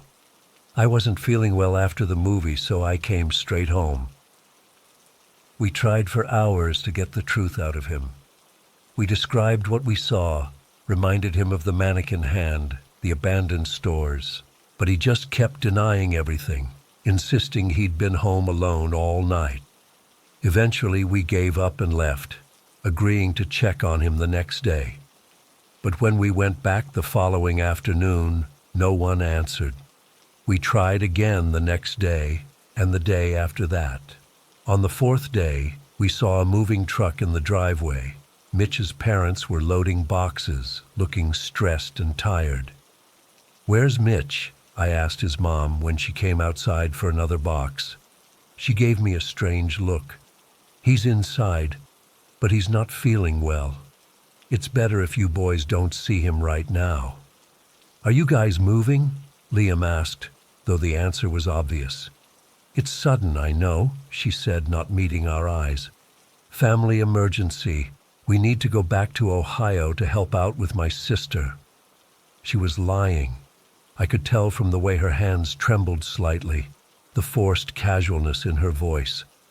Something was wrong, very wrong. We never saw Mitch again. His family disappeared practically overnight. His social media accounts went dead. When we tried calling, the number was disconnected. It was like they'd vanished completely. Jake, Liam, and I have talked about that night 1,000 times, trying to make sense of what we saw. Jake thinks it was some homeless person living in the abandoned mall who attacked Mitch, and his family left town to avoid pressing charges or something. Liam is convinced it was all an elaborate prank that Mitch was in on from the beginning. But I know what I saw. That thing wasn't human, and whatever came home with us that night, whatever sat on Mitch's couch and spoke with Mitch's voice, that wasn't Mitch anymore. I haven't been to a mall since then. I can't even drive past Westfield without feeling sick. Sometimes when I'm alone at night, I imagine I hear that scraping sound from the darkness, like something dragging itself across the ceiling, and I wonder if it's still there, waiting in the abandoned wing of the mall, or worse, if it followed us out that night and is looking for the rest of us. I just know that whatever happened to Mitch could happen to any of us, and that terrifies me more than anything. I still think about that day all the time. It's been 7 months, and I haven't gone hiking since. I used to go every weekend without fail, rain, or shine. Hiking was my escape, my therapy. Now I can't even look at my gear without my hands shaking. It was supposed to be a regular Saturday hike at Blackwater Ridge. Nothing special, just my usual 8-mile loop that I'd done probably 30 times before. I'd been dealing with a lot of stress from work, and these solo hikes were the only thing keeping me sane. The weather was perfect that day, mid-60s, partly cloudy, light breeze, perfect hiking weather. I pulled into the trailhead parking lot around 7:30 a.m. There were only 2 other cars there, which wasn't unusual for this trail. It's not one of those Instagram-famous spots, just a decent trail with good elevation gain and some nice views. I remember checking my backpack one last time. 3 liters of water, trail mix, first aid kit, extra socks, knife, headlamp, the usual stuff. I never went unprepared. As I approached the trailhead, I noticed something was off. There was a temporary sign saying the main trail was closed due to a rock slide that had happened a few days earlier. I was annoyed, not gonna lie. I'd driven an hour to get there and wasn't about to just turn around and go home. The sign mentioned an alternate route that connected back to the main trail about 3 miles up. It was marked as unmaintained but passable. I'd hiked unmaintained trails before, so I figured it wouldn't be a big deal. The alternate trail started out okay. It was overgrown in places, but I could follow it well enough. After about a mile, though, it got rougher. The path narrowed, and in some spots, I wasn't sure if I was even on a trail anymore. I had to check my GPS app a few times to make sure I was heading in the right direction. The forest seemed denser here, darker somehow, even though the sun was well up by now. Around the 2-mile mark, the trail began to climb steeply. My quads were burning, and I was breathing hard. I stopped to take a drink of water and check my location. According to my app, I should reconnect with the main trail in about another mile. That's when I spotted it through a gap in the trees, a cabin. It was perched on a small clearing about 200 yards off the trail, higher up on the mountainside. I'd hiked this mountain dozens of times and never knew there was a cabin up here. It looked old and weathered, like it had been there for decades. For a second, I thought about checking it out, but I was already behind schedule because of the detour. I made a mental note to maybe explore it on my way back down if I had time. I finally reconnected with the main trail and continued my hike up to the summit. The view was spectacular as always, rolling mountains stretching out to the horizon, a hawk circling lazily below me. I sat on my usual rock, ate my snack and tried to clear my head. But for some reason I kept thinking about that cabin. Who built it? Was it abandoned? It seemed so out of place. On my way back down, curiosity got the better of me. When I reached the junction with the alternate trail, I decided to take a quick detour to check out the cabin. It was around 1 p.m., so I had plenty of daylight left. I made my way up the slope toward the cabin. It was steeper than it looked from the trail, and I had to grab onto tree roots a few times to steady myself. As I got closer, I could see the cabin was in worse shape than I'd initially thought. The roof was partially collapsed on one side, and the small porch was rotting away. There were no windows, just empty frames where glass should have been. I stood in front of the door for a moment, suddenly hesitant. Something felt wrong. The woods around the cabin were completely silent. No birds, no rustling leaves, nothing. Just dead quiet. I should have listened to that feeling, should have turned around and gone back to the trail. But I didn't. I pushed the door open slowly. It creaked loudly, the sound echoing in the silence. The interior was dark, and it took my eyes a few seconds to adjust.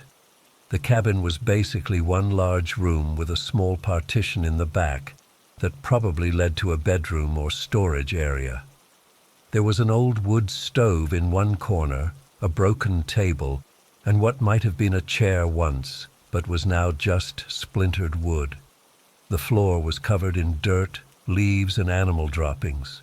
The air inside was stale and smelled like wet earth and something else I couldn't quite place. Something sour and unpleasant. I took a few steps in, the floorboards groaning under my weight. That's when I noticed the door to the back room was slightly ajar. Again, I had that feeling that I should leave, but I'd come this far, and my curiosity wouldn't let me walk away. I moved slowly toward the back door, pulled out my headlamp, and switched it on. I pushed the door open with my foot.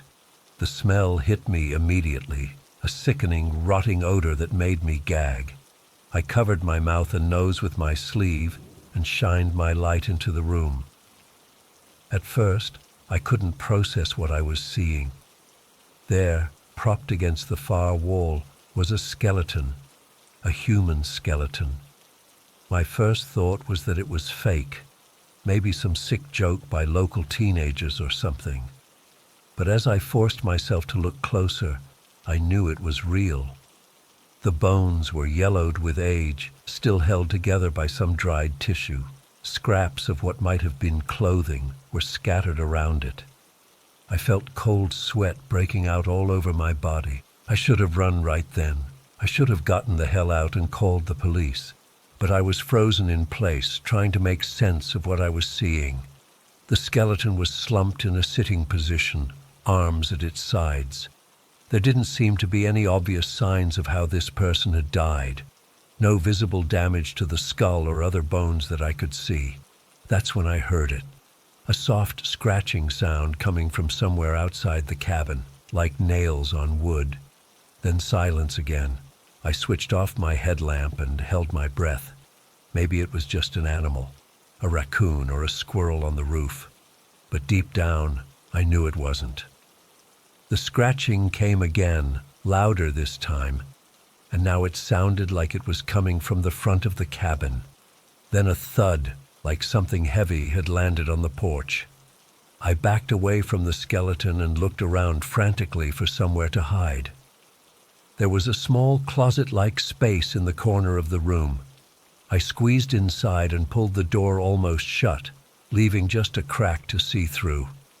My heart was pounding so hard I was sure whatever was out there would hear it. The front door of the cabin creaked open. From my hiding spot, I could see part of the main room through the partially open bedroom door. Something was moving in there, something that didn't move like anything I'd ever seen before. At first, all I could make out was a shape, low to the ground, moving slowly across the floor. Then it came into better view, and I had to clamp my hand over my mouth to keep from screaming.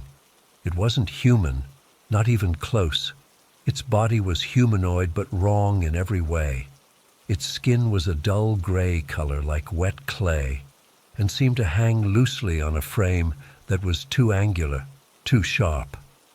It moved on all fours, but not like an animal, more like a human trying to crawl with joints that bent in the wrong directions.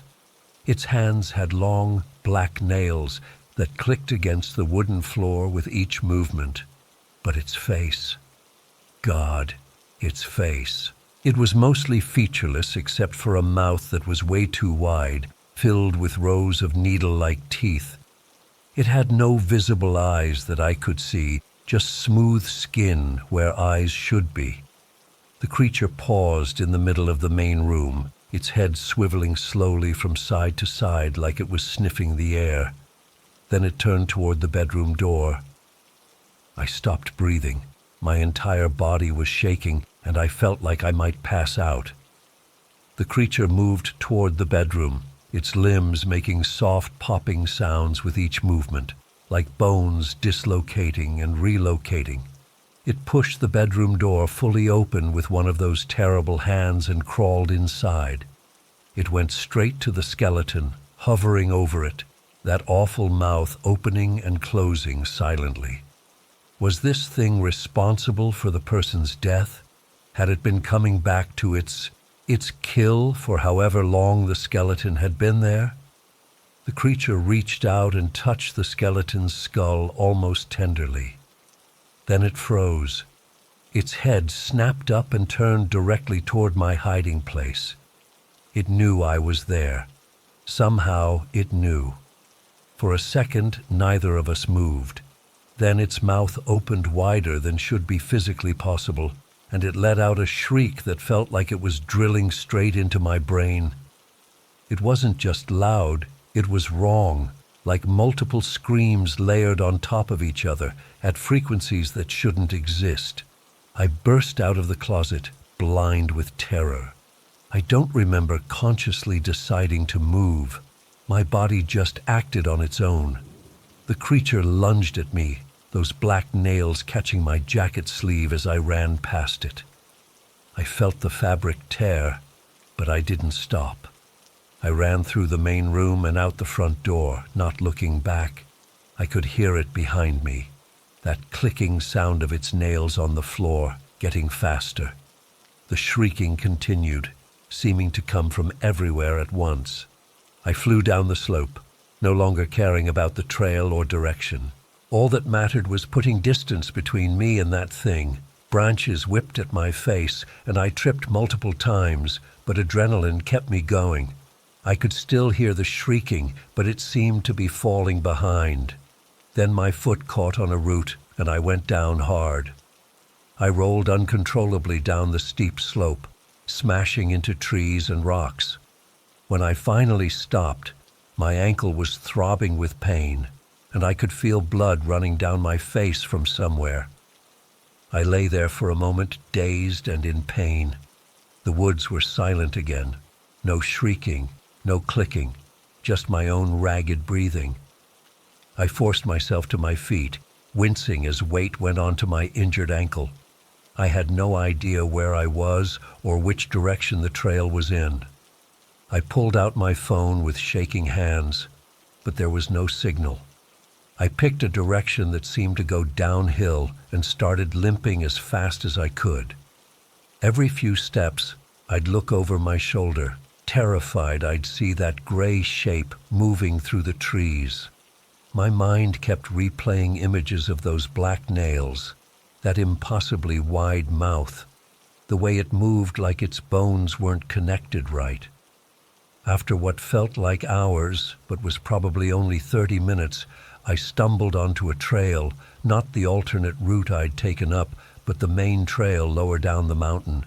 I nearly collapsed with relief.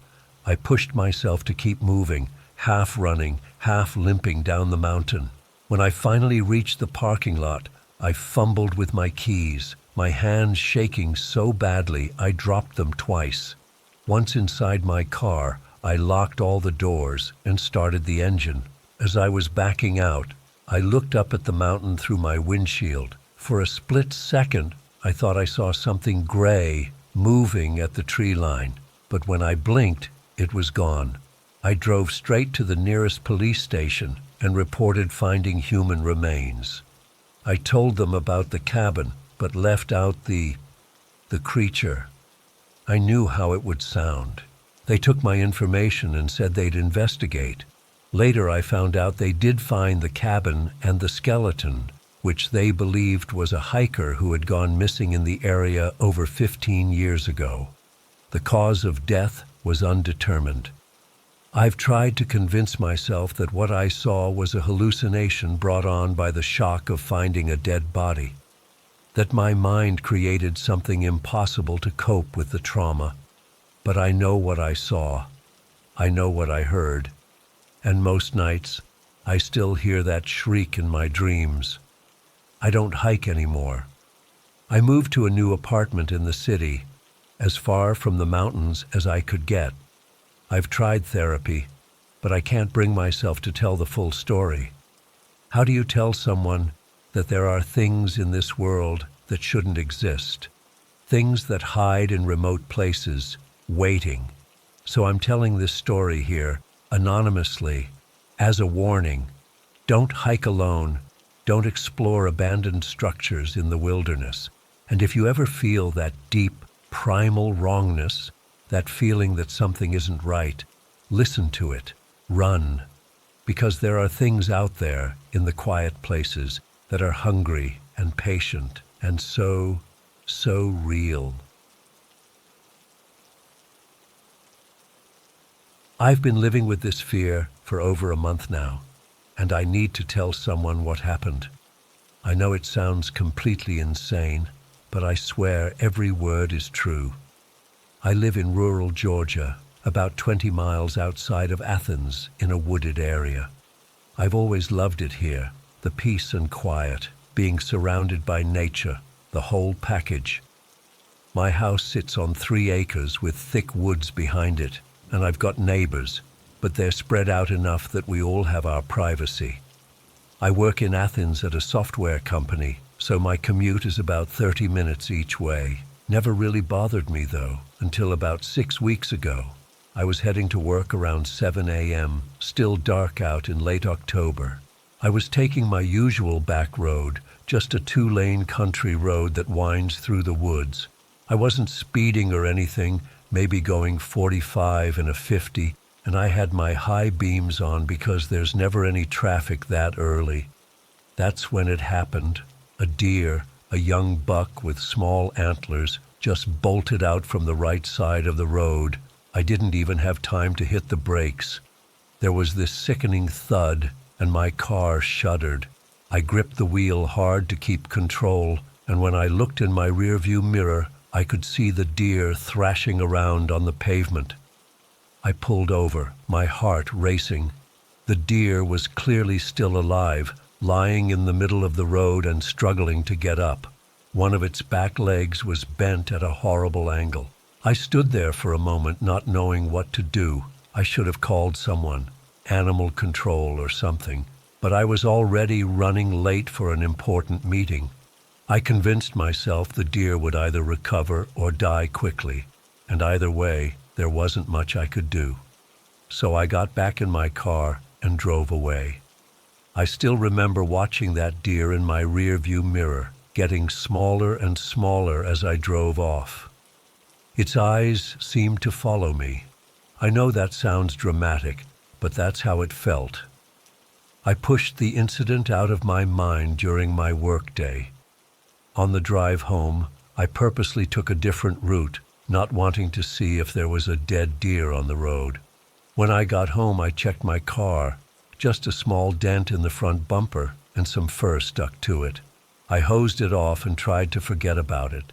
That's when things started getting weird. 3 days later, I was out for my morning jog. I usually run a 3-mile loop through the neighborhood and into a nearby trail that cuts through the woods. About halfway through my run, I noticed a deer standing just off the trail, watching me, just standing there, perfectly still. Not unusual to see deer, but this one didn't startle or run away as I approached. It just watched me. I slowed down a bit, feeling uneasy, but kept going. As I passed, it turned its head to follow me with its gaze. I told myself I was being paranoid. Deer are curious animals sometimes, right? The next day during my run, I saw 3 deer in almost the exact same spot. Again, they didn't move, just watched me pass. I felt a chill run down my spine despite the sweat from my run. By the end of the week, I was seeing deer every single day, and not just on my runs. They started appearing at the edge of my property, especially in the evenings, sometimes alone, sometimes in groups of 2 or 3. Always watching my house.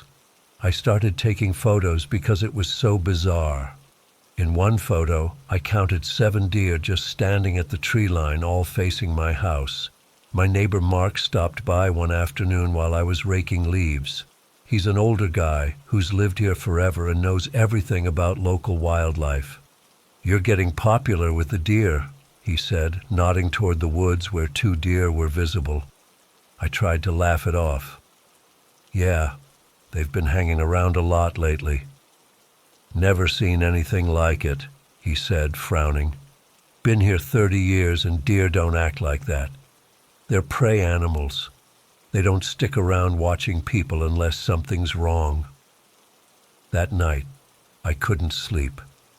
I kept getting up to check the windows, and every time I'd see eyes reflecting in the darkness at the edge of my yard. I started keeping my blinds closed at all times. By day 13, after hitting the deer, yes, I was counting at this point, things escalated dramatically. I woke up at around 3 a.m. to a noise outside my bedroom window. I live alone, so any unusual sound puts me on high alert. I grabbed my phone for light and peeked through the blinds. There, standing in my yard about 20 feet from my window, was the largest deer I've ever seen. It was a massive buck with a full rack of antlers. But what really got to me was how it was just standing there, completely motionless, staring directly at my window. It was like it knew exactly where I was in the house. Even when my phone light hit its eyes and they reflected back that eerie green, it didn't flinch or look away. I backed away from the window, my heart pounding so hard I could feel it in my throat. I didn't go back to sleep that night. When morning came, I checked my yard, half expecting to see hoof prints or something, but there was nothing. I started to wonder if I was losing my mind. That evening, I was in my kitchen making dinner when movement at the edge of the woods caught my eye. The same massive buck was there, but this time it wasn't alone. Standing near it were 3 human figures. They were partially hidden by the trees, and it was getting dark, so I couldn't see them clearly. but they were definitely people, standing completely still next to this deer. I grabbed my phone and called the police. I told them there were trespassers on my property. While waiting for them to arrive, I kept watch from my window. The deer and the figures didn't move. It was like they wanted me to see them. 2 officers showed up about 20 minutes later. I explained what I'd seen and pointed to the spot, but by then, there was nothing there. The officers walked the perimeter of my property with flashlights, but found no evidence of anyone having been there. No footprints, no disturbed vegetation, nothing. I could tell they thought I was either drunk or crazy. After they left, I double-checked all my locks and tried to calm myself down. I needed to get a grip. Maybe I was working too hard. Maybe the guilt from hitting that deer and driving away was manifesting as some kind of paranoia. The next morning, I decided to take a mental health day from work. I needed to clear my head. Around noon, I was sitting on my front porch drinking coffee when I noticed my neighbor across the street, Mrs. Keller, watching me from her window. This wasn't unusual. She's a bit nosy, but something seemed off. I waved, but she didn't wave back, just kept staring. Then it hit me. The Kellers had a small farm with a few animals, including a pet deer they'd raised from a fawn after finding it orphaned years ago. They kept it in a fenced area behind their house. A sickening thought crossed my mind. What if the deer I hit had been theirs? What if it had somehow gotten out and wandered onto the road? I crossed the street and knocked on their door. Mr. Keller answered, looking tired and disheveled. "Hey, Bob," I said, trying to sound casual. "Everything okay? I noticed you folks seem a bit off lately." He stared at me for a moment before responding. "Martha's not feeling well." His voice was flat, emotionless. "She's been different since—" He trailed off, glancing over his shoulder toward the interior of the house. "Since when?" I prompted. "Since we lost Daisy."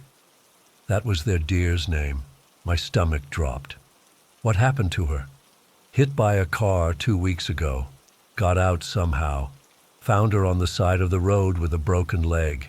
Had to put her down." The timing matched perfectly with when I'd hit the deer. I felt a wave of guilt wash over me. "I'm so sorry," I said, genuinely meaning it. "Is there anything I can do?" "No," he said simply, and started to close the door. But before it shut completely, I caught a glimpse of Mrs. Keller standing in their dining room. She was completely still, staring directly at me. There was something wrong with her eyes. They seemed too dark, too large, and her posture was stiff, unnatural. I backed away from their house, a chill running through me. Something was very wrong. 2 days later, the Kellers' house was empty. A for sale sign appeared in their yard overnight. No one saw them move out. They were just gone. That's when the real terror began. Every night, the woods around my house came alive with movement. At first, I thought it was just deer, but as I watched from my windows, I realized the shapes moving between the trees were too tall, too fluid. They weren't quite human, but they weren't animals either. Inky black forms that seemed to ripple as they moved. Sometimes they'd stop at the edge of the tree line and just stand there, watching my house. I installed security lights and cameras. The cameras would glitch whenever the figures appeared, showing only static. The motion-activated lights would come on, but they didn't seem to deter whatever was out there. One night, about a week ago, I woke up to the sound of something scratching at my bedroom window. My room is on the 2nd floor. I lay frozen in my bed, unable to move as the scratching continued. Then a face appeared at the window, a woman's face with long matted hair, her eyes completely black. Her mouth was moving like she was trying to say something. I couldn't hear her through the glass, but somehow I could understand what she was saying. "You left me to die."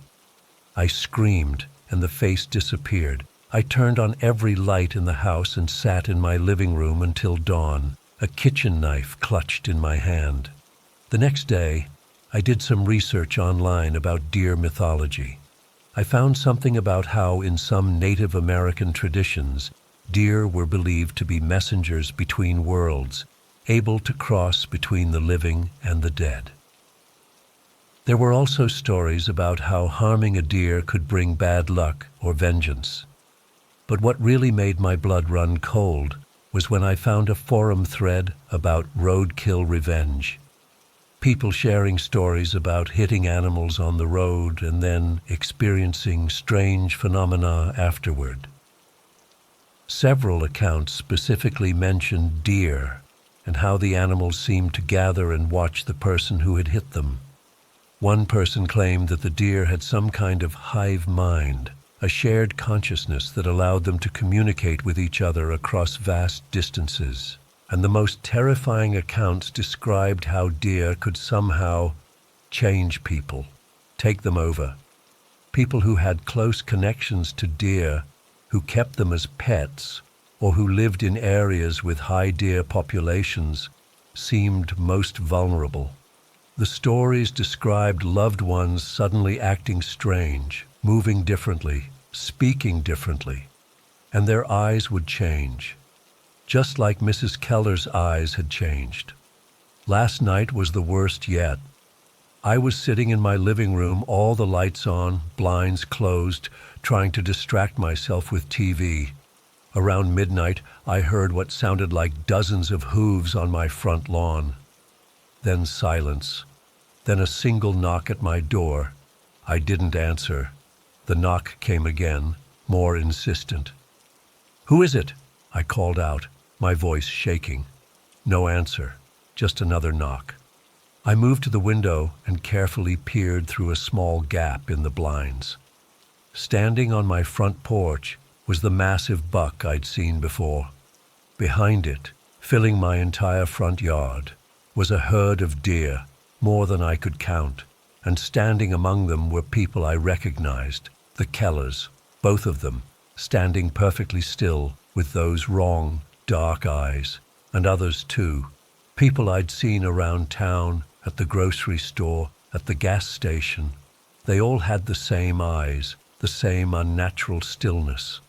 The buck turned its head and looked directly at me through the gap in the blinds.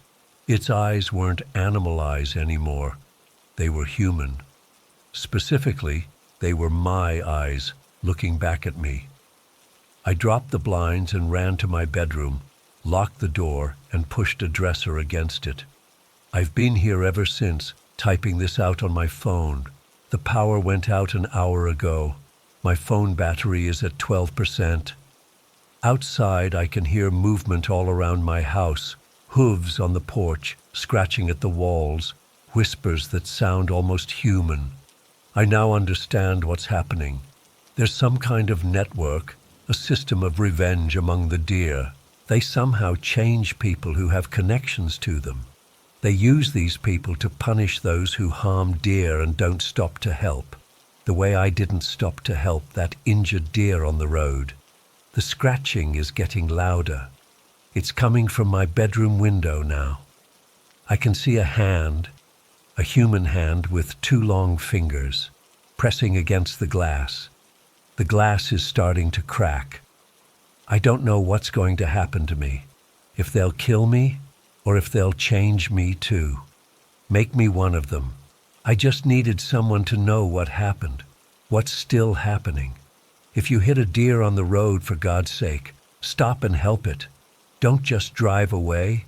They're in the house now. I can hear them coming up the stairs.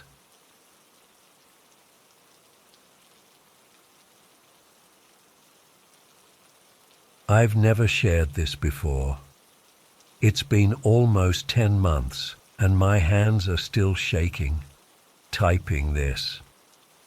I guess I need to tell someone, because keeping it bottled up is making me crazy. Last July, Our friend Drew organized a camping trip to Pine Ridge Mesa right after we'd all graduated college. It was supposed to be this great reunion. The 6 of us who grew up together in Farmington but scattered for college. We'd always talked about camping up there in high school but never did it. Some areas around Pine Ridge were considered off limits by the locals, but being dumb college grads, we didn't care. Drew picked me up first. He'd always been the responsible one, the planner, already had a job lined up at his dad's accounting firm. The rest of us were still figuring our lives out. We got Logan next, still the same scrawny guy who played too many video games but could make anyone laugh. Riley joined us after, quiet as always, but always observing everything. Nate and Kayla were already at the trailhead when we arrived, arguing about how much water we needed like an old married couple, even though they'd never dated. It was hot as hell that day. The hike up took about 2 hours, longer than we expected because Nate kept stopping to take pictures for his Instagram. The mesa had these amazing views of the valley, with sandstone formations that glowed orange in the afternoon sun. Beautiful, but something felt, heavy about the place. We found a spot with a natural clearing surrounded by pinyon pines and juniper. While setting up tents, I noticed something on the hill across from us. It was maybe half a mile away, a dark shape moving along the ridgeline.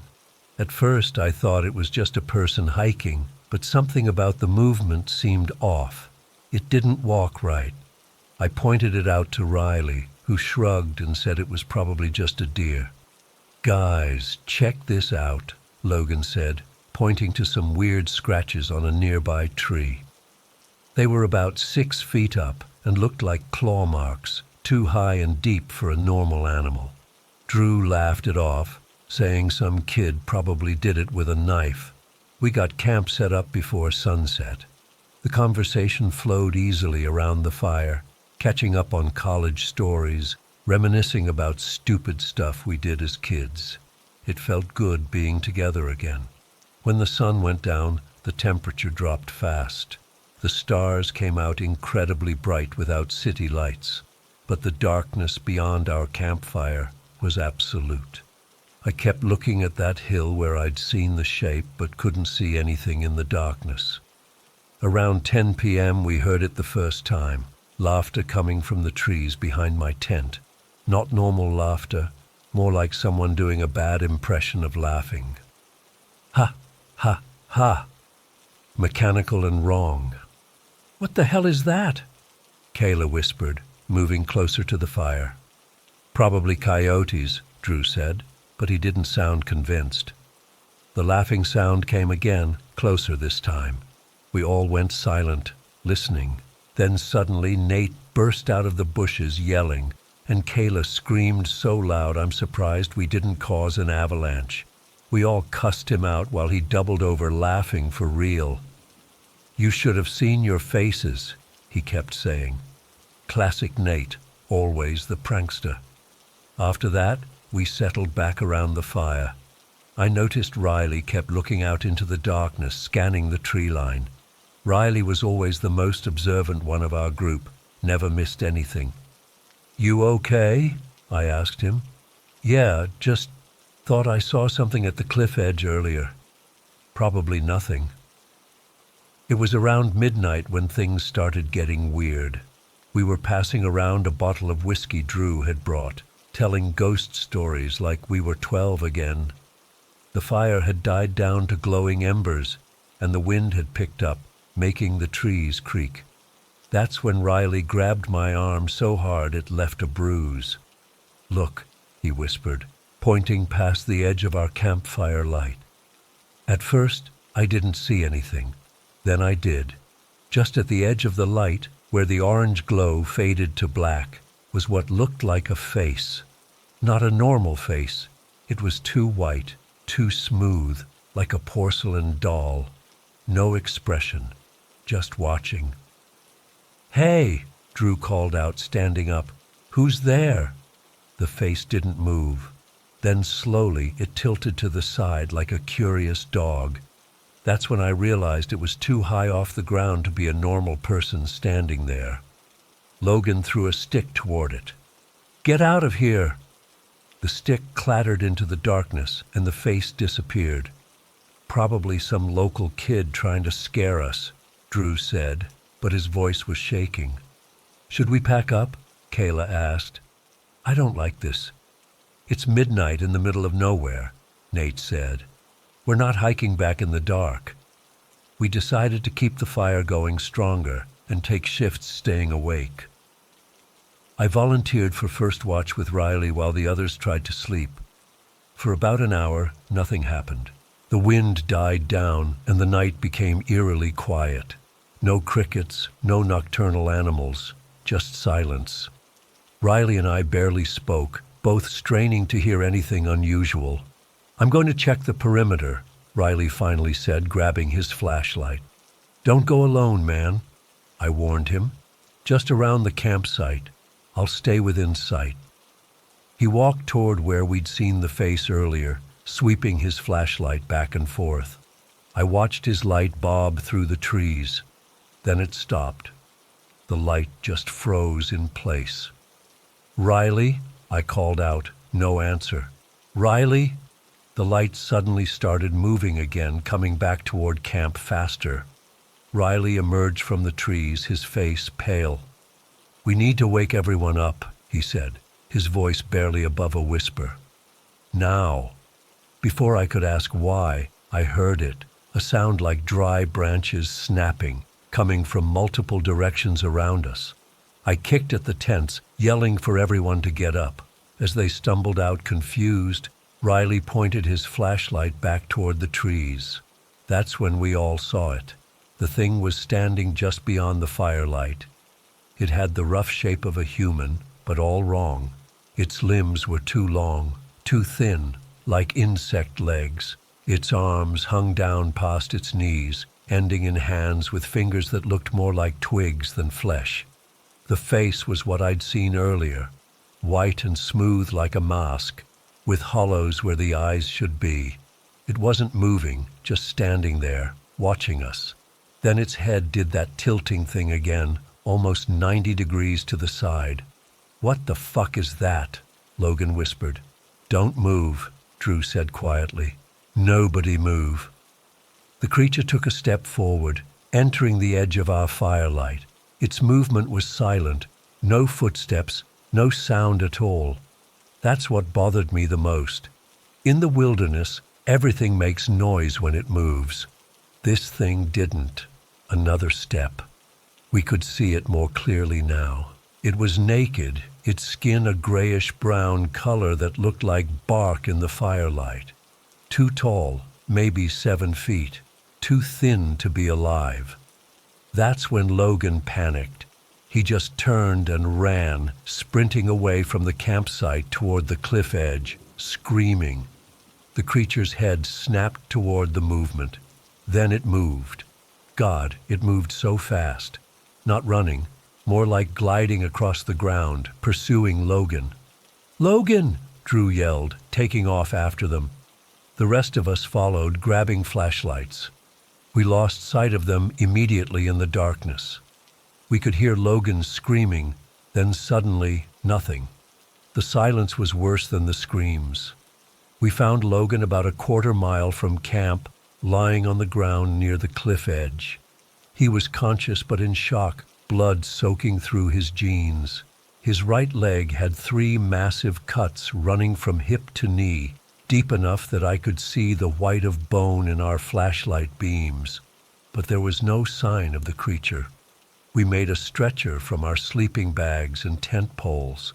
It took all 5 of us to carry Logan back down the trail in the dark. The whole time, I kept feeling like we were being watched from the trees. Nobody spoke about what we'd seen. We were too focused on getting Logan help. The drive to the hospital was a blur. Logan was going in and out of consciousness in the back seat. When the ER staff asked what happened, Drew said Logan had fallen on some rocks while hiking at night. They gave us weird looks. The cuts were too clean, too parallel for a fall, but they didn't press it. Logan needed 84 stitches and a blood transfusion. The doctors said the cuts were inconsistent with any known animal attack in the region. They asked if we'd been using drugs. We stuck to our story about the rocks. We never went back for our camping gear. No one ever suggested returning. That was 10 months ago. Our group chat that used to be active daily has gone silent. Drew moved away for a job in Denver. Riley dropped out of grad school and moved back in with his parents. Nate and Kayla still live in town, but I haven't seen them since. When I run into them at the store, they make excuses to leave quickly. None of us want to talk about what happened. Logan recovered physically, but he's different now. He doesn't joke anymore. He dropped off social media. Sometimes he texts me at 3 a.m. asking if I remember how the creature moved, or if I ever dream about that white face. The thing that haunts me most is what the nurse told me when I visited Logan in the hospital the next day. She said when they found him, his position was strange, like he'd been arranged there. His arms and good leg were positioned at these unnatural angles, almost like he was a puppet that had been posed. Logan has no memory of anything after running from the campsite. I've researched everything I can find about Pine Ridge. Turns out locals, especially those from the nearby reservation, avoid that area, particularly at night. They have stories about skinwalkers, evil witches that can take animal or half-human forms. I was never superstitious before, but now I don't know what to believe. All I know is something impossible was on that mesa with us that night. Something that shouldn't exist. Sometimes when I'm alone at night, I still hear that fake laughing sound. Ha, ha, ha. And I swear, sometimes when I look out my window, I see a pale face tilting at an impossible angle in the darkness. I'm moving away next month. Far away. I don't care if it's running away. I just know I can't stay here anymore, not with whatever that thing was still out there in the mesas. And the worst part, I know it remembers us too.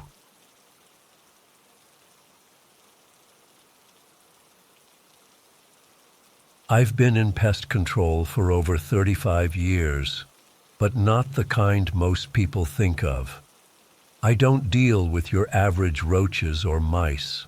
My specialty is what most folks would call cryptids, the things that go bump in the night that science says don't exist.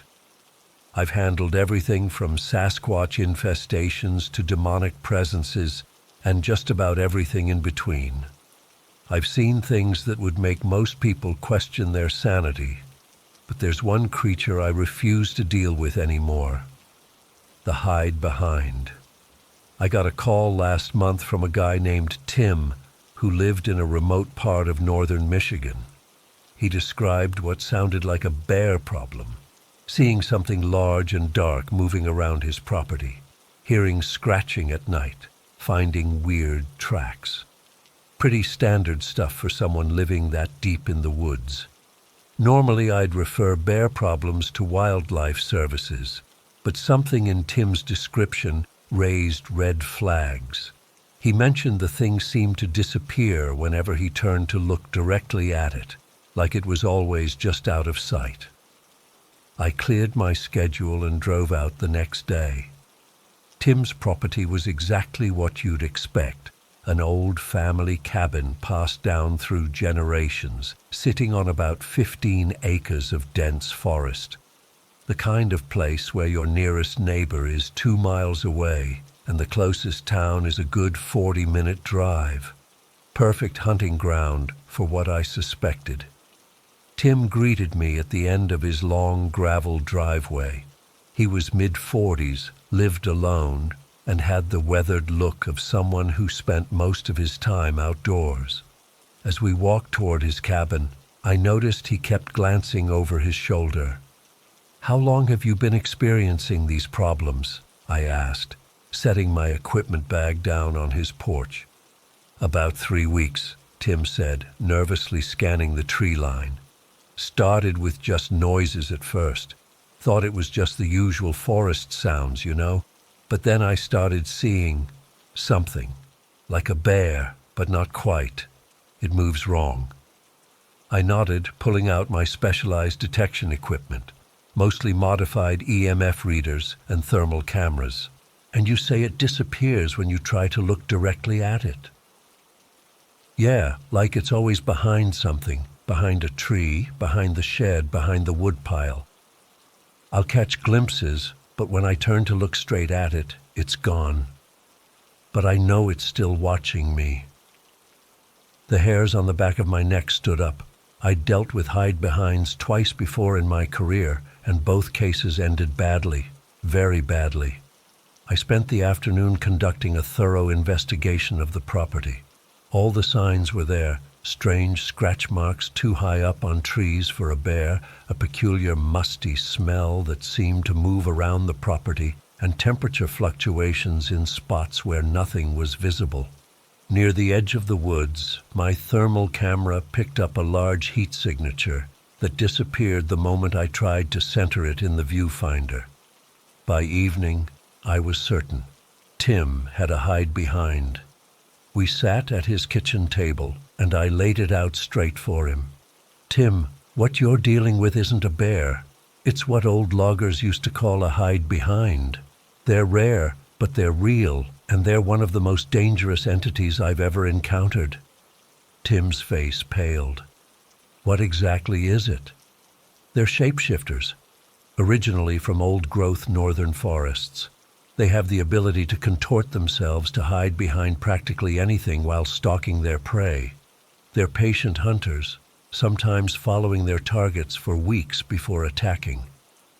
So how do we get rid of it? I took a deep breath. That's the thing, Tim. You don't. The only solution is to leave. Pack up and never come back. These things claim territory, and once they've chosen a target, they don't stop. Tim shook his head firmly.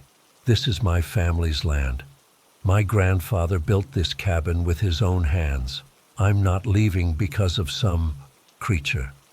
I've heard this response too many times in my line of work. People never want to believe that there are some things you simply can't fight. Listen to me carefully, I said, leaning forward. Hide-behinds start with a lure. They appear as one form first. In your case, you think you're seeing a bear. When that doesn't work to draw you in, they'll change appearances. Next, you might see an old woman needing help or a lost child. But no matter what form they take, you'll never see them completely clearly. They'll always position themselves just at the edge of your vision.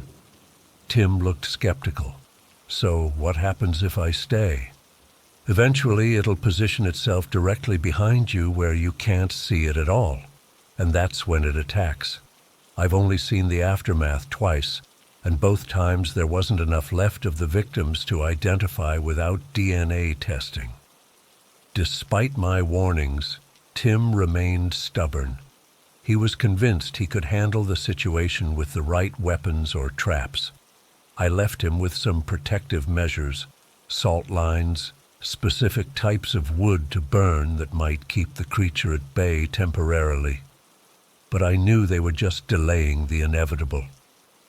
As I was loading my equipment back into my truck, Tim called out from his porch. I think I see it. There's an old woman at the edge of the trees. I spun around, scanning the forest line. About 50 yards away, partially obscured by a large oak, I caught a glimpse of what appeared to be an elderly woman in a dark dress. Just a flash of fabric, a hint of gray hair, and then nothing. My stomach dropped. The hide-behind had moved to its second phase already.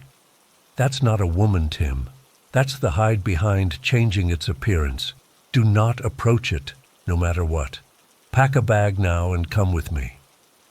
For a moment I thought he might listen. He stared at the tree line, his face a mixture of fear and disbelief.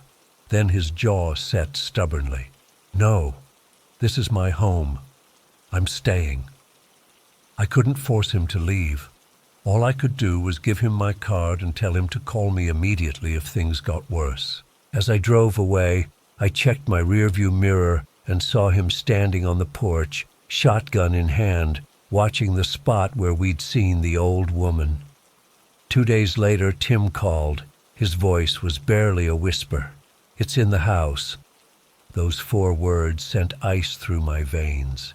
I told him to get out immediately, to get in his car and drive to the nearest town. He just kept whispering. "I can't see it, but I know it's here. It keeps moving. Every time I turn around, there's nothing there, but I can feel it right behind me." Then the line went dead. I broke every speed limit getting back to Tim's property. When I arrived, his truck was still parked in the driveway. The cabin looked peaceful from the outside. No signs of struggle, no broken windows. But I knew better.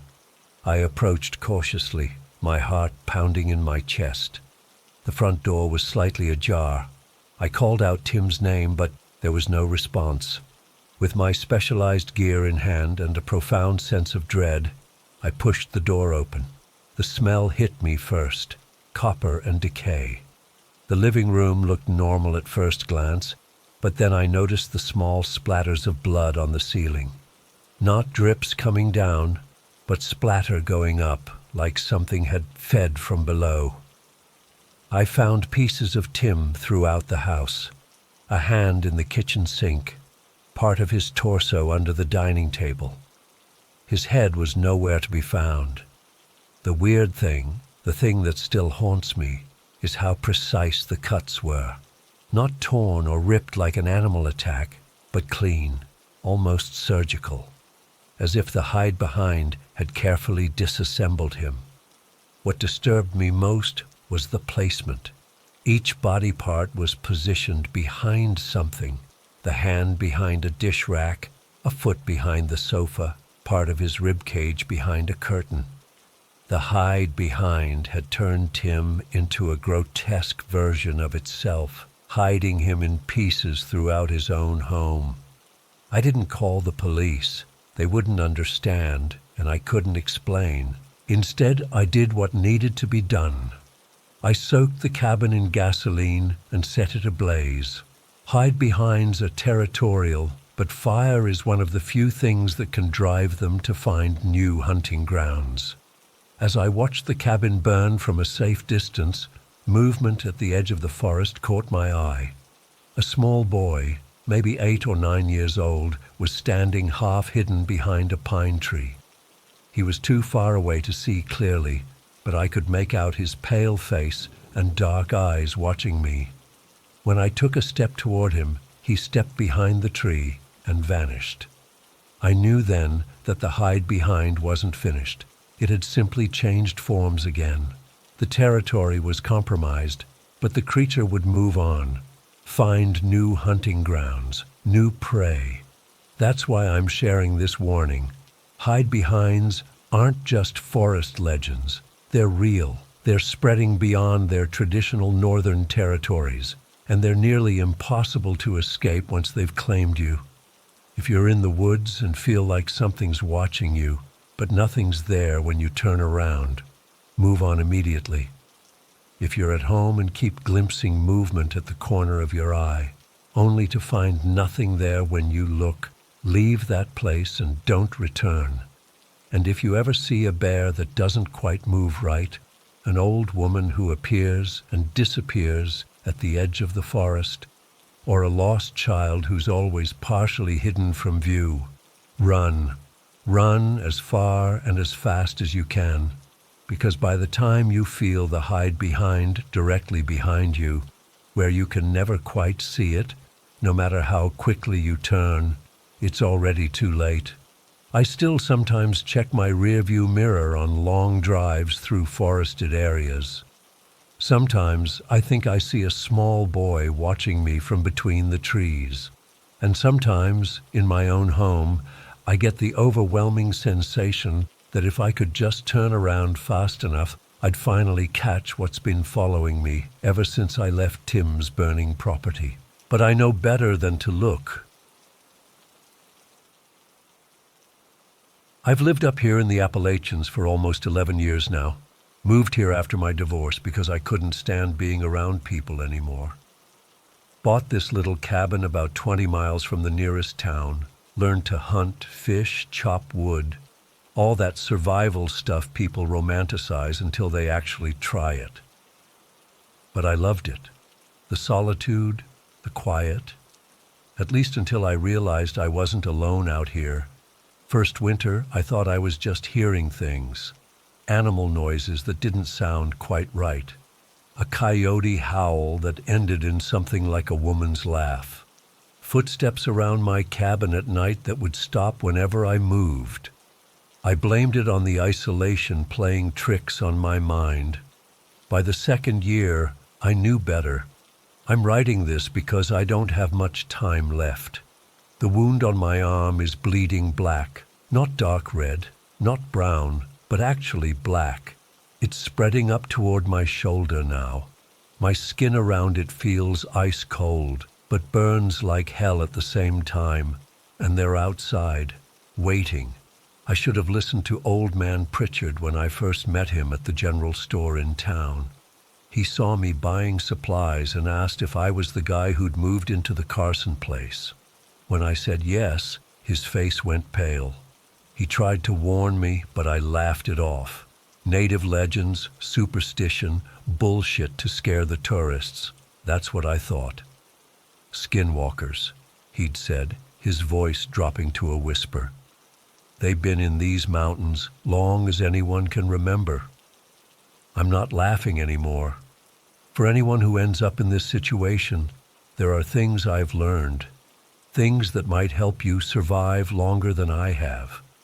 Consider this my survival guide, my legacy, whatever the hell you want to call it. First thing I noticed years back was how easy it was to get lost in these woods, even in areas I knew like the back of my hand.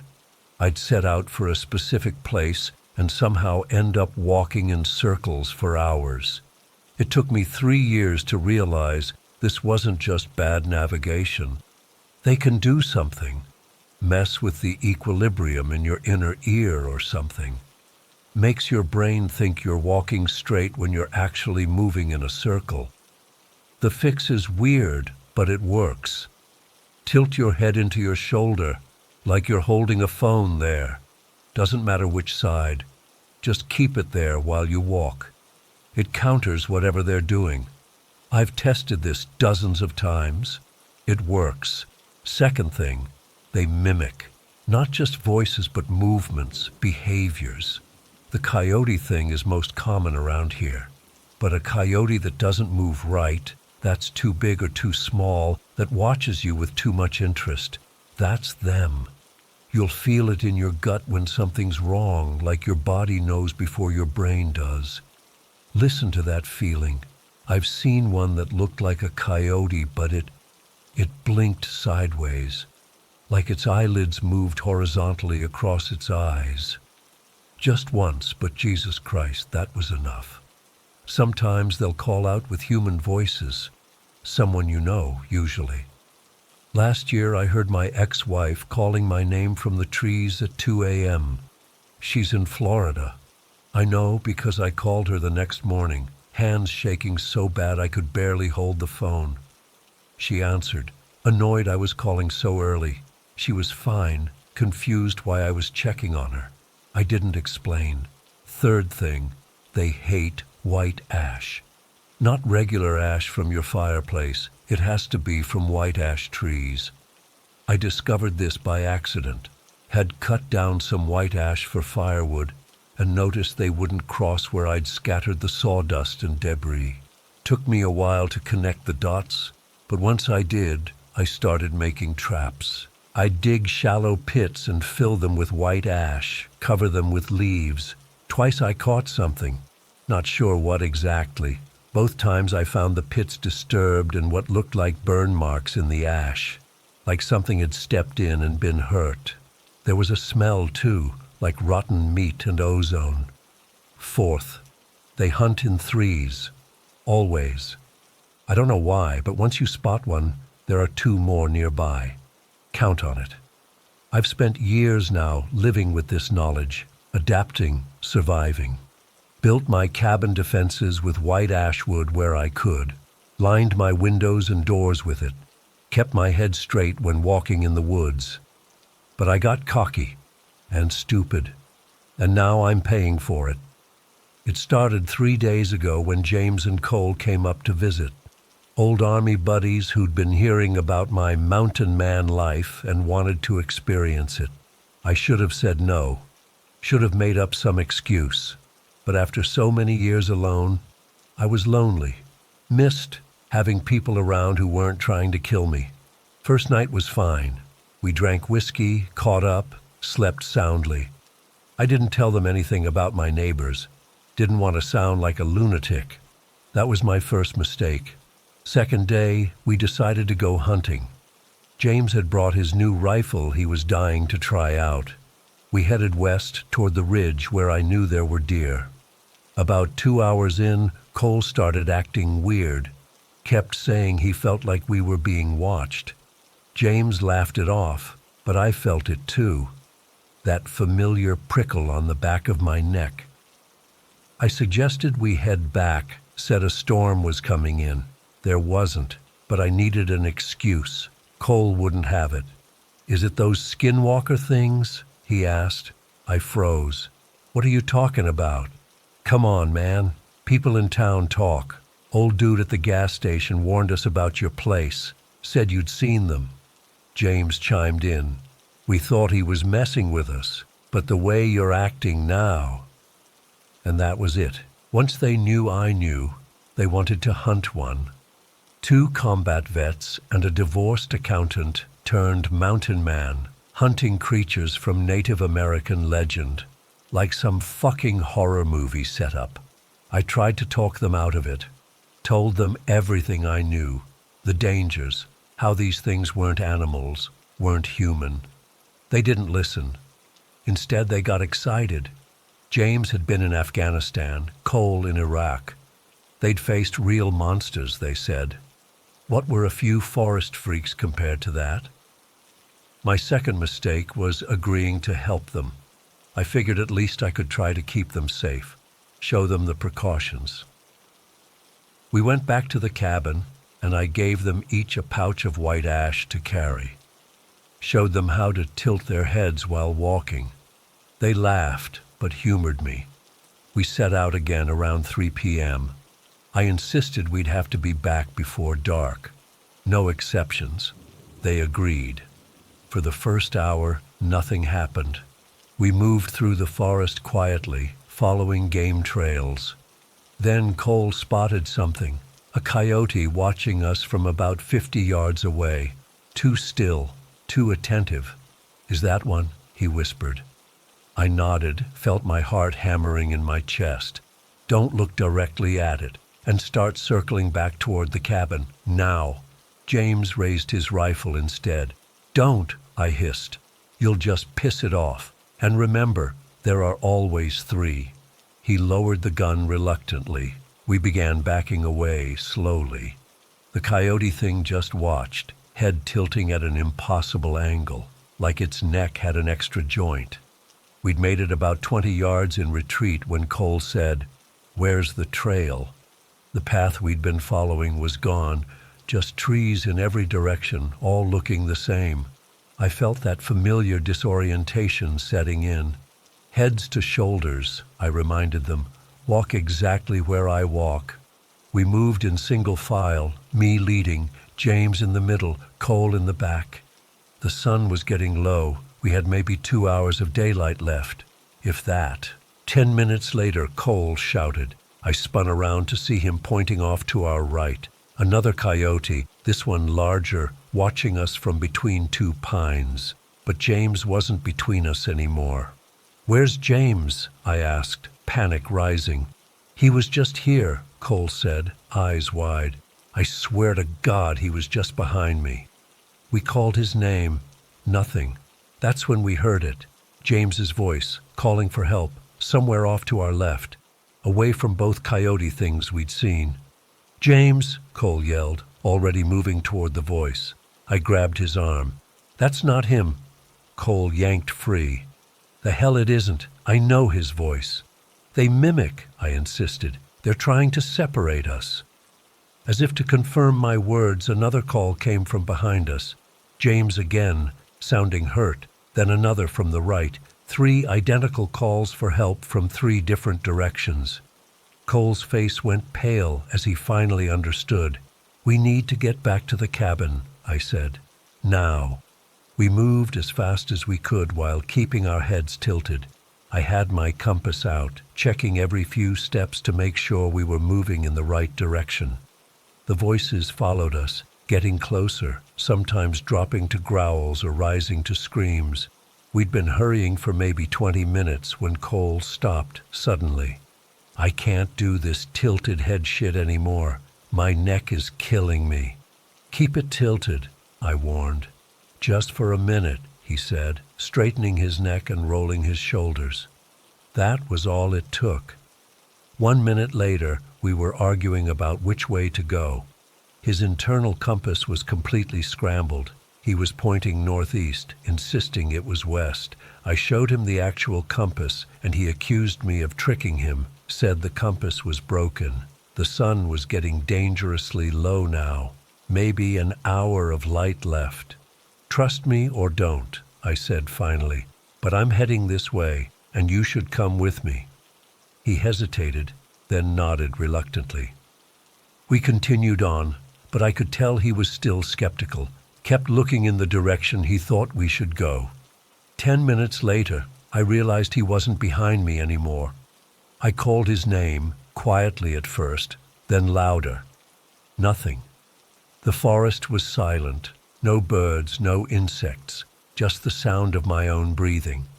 I kept going, moving as fast as I dared, keeping my head tilted despite the growing pain in my neck. The cabin couldn't be far now. I just needed to make it before dark. The trees started to look familiar as I approached the clearing where my cabin stood. Relief flooded through me as I spotted the roof. I broke into a run. I was halfway across the clearing when I heard something behind me. Turned to see Cole emerging from the trees. Except it wasn't Cole. Not really. It looked like him. Same clothes, same face. But he was moving wrong. His limbs bent at unnatural angles with each step, like a marionette controlled by someone who didn't understand how bodies work. His head was tilted too far, almost touching his shoulder. And his eyes. Jesus, his eyes were all wrong. The pupils stretched horizontally across the whites. "Daniel," it said with Cole's voice. "We found James." I ran, sprinted for the cabin door, fumbling with my keys, got inside and slammed the door shut, locked it, shoved a chair under the handle. Through the window, I could see not Cole standing at the edge of the clearing, watching the cabin. As the sun finally set, 2 more figures joined him. One was the large coyote we'd seen earlier. The other looked like James, but his mouth was open too wide, and he was breathing in a horrible way, like his lungs were filling with blood. I spent that night barricaded inside, listening to them circle the cabin, scratching at the walls, calling my name in the voices of James, Cole, my ex-wife, my dead father, trying every trick to get me to open the door. Morning came, and they retreated to the trees, but didn't leave. Just watched, waiting. I checked my supplies. Enough food and water for maybe a week. No cell service up here, never has been. My satellite phone's battery died months ago, and I never replaced it. I tried to think. The nearest neighbor is 5 miles away. I could make a run for it, but they'd be on me before I got halfway there. Could try to wait them out, but something tells me they're more patient than I am. That's when I noticed James's rifle. He'd left it in the cabin when we went out the second time. It gave me an idea, a stupid, desperate idea. I decided to hunt them back.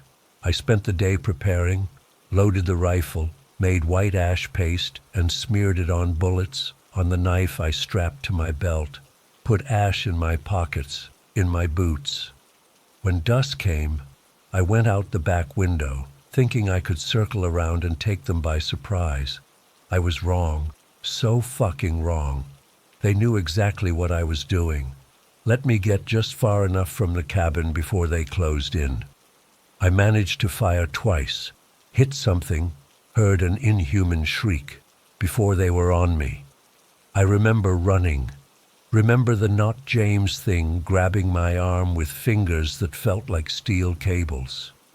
Remember slashing with my knife and the thing's flesh sizzling where the ash-covered blade cut it. Somehow I broke free, ran back to the cabin. Something was right behind me. I could feel its breath on my neck, smell that rotting metozone stench. Made it through the door, slammed it shut on the thing's arm.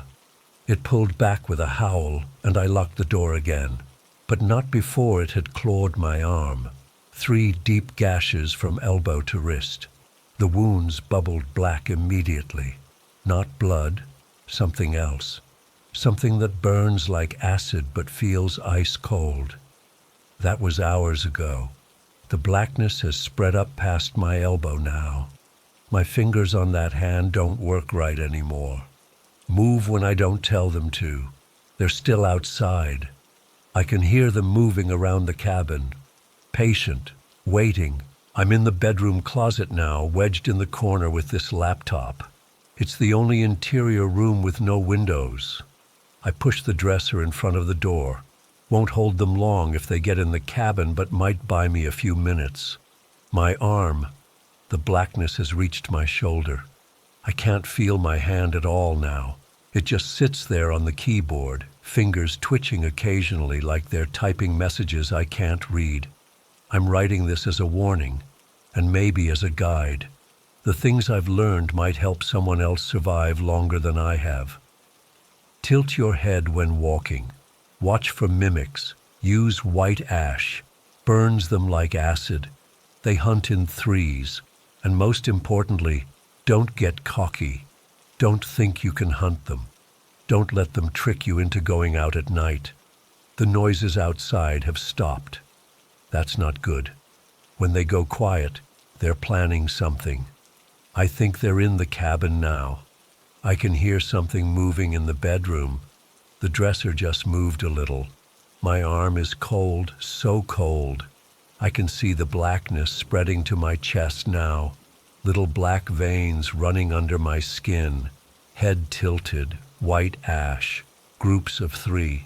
Remember, tell peep.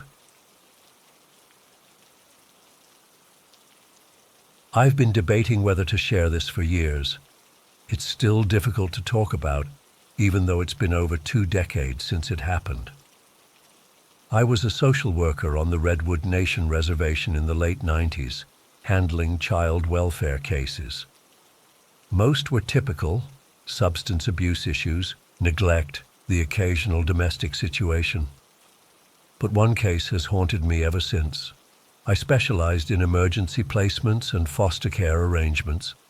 Jenny was one of our most reliable foster parents on the reservation. She wasn't particularly traditional, didn't participate in ceremonies or follow the old ways, but she was well respected in the community. Her husband worked construction, often gone for weeks at a time on projects, but their home was always warm and welcoming. They never had children of their own, so fostering became Jenny's passion. That Friday evening in October, I received an emergency call about 4 siblings needing immediate placement. Their mother had been arrested, father nowhere to be found. Standard procedure. I contacted Jenny, who agreed to take them despite the short notice. There was a 12-year-old boy, I'll call him Michael, and his 3 younger sisters, ages 9, 7, and 5. When I dropped them off, the sun was already setting. Jenny's house sat on the edge of the reservation, backed against a dense stretch of woods. It was a simple 3-bedroom home with a large living room and kitchen. Nothing fancy, but clean and well-maintained. The kids were quiet, scared, typical for first placements. Michael kept his sisters close, eyes constantly scanning, hypervigilant. I noticed immediately that he was the protective type. "It's just temporary," I assured them all. "Just until Monday, when we can sort things out with your mom." Monday came, and at the emergency hearing, the judge extended their stay to 30 days. Their mother needed to complete rehab before regaining custody. When I returned to Jenny's that evening to explain the situation, Michael pulled me aside. "Can I sleep in the living room?" he asked, voice low so his sisters couldn't hear. "Why's that?" I asked, concerned there might be issues with the bedroom arrangement. I need to be where I can hear everything, in case they need me." Jenny overheard and agreed. She set up a couch bed for him in the living room, where he could see the hallway leading to his sister's shared bedroom. I thought it was just his protective instinct kicking in, and Jenny seemed to understand. What I didn't realize then, and wouldn't learn until weeks later, was that Jenny had left the window near his makeshift bed cracked open that night. October evenings were cool, but not cold yet, and she thought the fresh air would be nice.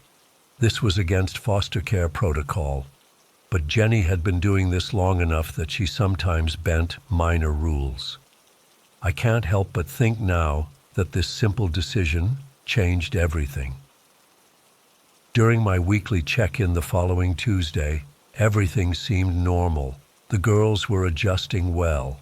Michael remained quiet, but appeared less tense. Jenny mentioned he'd been sleeping restlessly but attributed it to the new environment.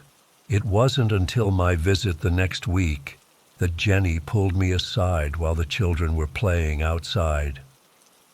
"Something strange happened last weekend," she said, keeping her voice down. "Michael woke up screaming around 4 a.m. on Saturday. When I got to him, he was staring at the window, white as a sheet." "Did he say what happened?" I asked. "He claimed he saw someone, or something, looking in through the window," Jenny said. "A tall, dark figure. Said it tried the front door handle after staring at him." My first thought was a potential prowler. The reservation had occasional issues with trespassers, and Jenny's house was isolated. "Did you call tribal police?" "No," Jenny sighed. "By morning, Michael insisted it was just a nightmare. I checked outside, no footprints, nothing disturbed, but—" She hesitated. "I've lived here 15 years, never felt unsafe until now." I noted the incident in my file but didn't elevate it. Children in new placements often have nightmares, and without evidence of an actual intruder, there wasn't much to report. "I've been locking the windows since then," Jenny added, "even though it's getting stuffy." A week passed. During my next visit, I immediately sensed something was wrong. Jenny looked exhausted, dark circles under her eyes. The children were subdued. Michael hovered near his sisters constantly, barely letting them out of his sight. "It happened again," Jenny whispered when we stepped onto the porch. "Worse this time. Saturday night, around the same time. Michael was screaming so loud he woke the girls. When I got to him, he was pressed against the back of the couch, pointing at the window. There was nothing there when I looked." "Did he tell you what he saw?" "No, completely shut down. Wouldn't speak all day Sunday, and now he's refusing to sleep in the living room." We rearranged the sleeping situation that day. Michael moved into the same room as his sisters, all 4 kids sharing the space meant for 2. Jenny set up air mattresses on the floor. That evening, I stayed later than usual, watching the family dynamics. During dinner, the youngest girl spilled her milk. Jenny, clearly stressed and sleep-deprived, snapped at her. If you children don't behave, the coyotes will come scratch at the windows to get you. It was the kind of empty threat exhausted caregivers sometimes make. Inappropriate, yes, but not malicious. I was about to intervene when Michael slammed his fork down. "It's not a coyote," he said, voice trembling. "It's a big black hairy thing with a goat face." The silence that followed was deafening. Jenny stared at him, mouth slightly open. The youngest girl started crying. Michael immediately shut down again, refusing to elaborate. I spoke with Michael privately afterward, but he wouldn't say anything more. I asked if someone had frightened him with stories or if he'd seen something scary on TV. Nothing. Complete silence. His body language screamed fear, but he wouldn't or couldn't verbalize it. I debated reporting the incident formally, but hesitated. These kids had already been through multiple traumas. Moving them again without concrete evidence of problems would only cause more disruption. Still, I began visiting more frequently and called Jenny daily. 3 weeks into their stay, their mother completed her initial program, and the court approved a supervised return home. The day I came to collect them, Jenny looked simultaneously relieved and troubled. "I'm going to miss them," she said, as we watched the children gather their few belongings. "But something's not right here lately." "What do you mean?" She lowered her voice. "The past few nights I've been hearing scratching, like something's trying to get in, and footsteps on the porch." "Have you seen anything?" I asked. "No, but I feel watched, even with the curtains closed." I suggested she contact tribal police or have someone stay with her while her husband was away. She nodded distractedly, eyes constantly darting toward the windows despite the bright afternoon sun. That should have been the end of it. The children returned to their mother's care, and my active involvement with the case tapered off. But about 2 months later, I noticed Jenny's name was no longer on our foster parent roster. When I called her, she sounded different, tense, guarded. "We're not taking any more placements," she said flatly. "May I ask why? You've been one of our best resources for years." A long pause. "My husband found work closer to home. We're thinking of moving off the reservation anyway." It was so unlike her that I drove out there the next day. Jenny's house looked different. All the friendly, homey touches were gone. The flower pots that usually decorated her porch were missing. The curtains were drawn tight despite the beautiful day. When she answered the door, she blocked the entrance with her body, not inviting me in as she always had before. "Is everything all right, Jenny?" Her eyes kept shifting past me, scanning the tree line. "Fine, just busy." "Did something happen with the last placement? If there were issues with the children—" "Nothing to do with them," she interrupted. Then, voice dropping, "I talked to old man Blackfeather." I knew who she meant, a respected medicine man on the reservation. Jenny had always politely declined involvement with traditional practices before. "What did he say?" She shook her head slightly. "That some things are attracted to children, that sometimes when you invite them to your home—" She stopped abruptly. "I should go inside." Before she closed the door, she added, "Those windows. I told my husband to board up the one in the living room. He thought I was crazy." Within a month, Jenny and her husband moved to a neighboring town. She never fostered again. 6 months later, I conducted follow-up interviews with Michael and his sisters as part of our case closure process. The children were doing well. Their mother had maintained sobriety, found steady employment. Michael had relaxed considerably, was doing better in school. During my private conversation with him, I hesitantly brought up his time at Jenny's. "Do you remember what scared you there?" I asked gently. He stiffened immediately. "I don't want to talk about that." I didn't push, moving on to other topics. As I was preparing to leave, the youngest sister tugged on my sleeve. "Michael doesn't like to remember the bad thing," she whispered. I knelt down to her level. "What bad thing, sweetheart?" "The big hairy thing with the goat face," she said matter-of-factly. "It was watching us from the window, every night." My blood ran cold.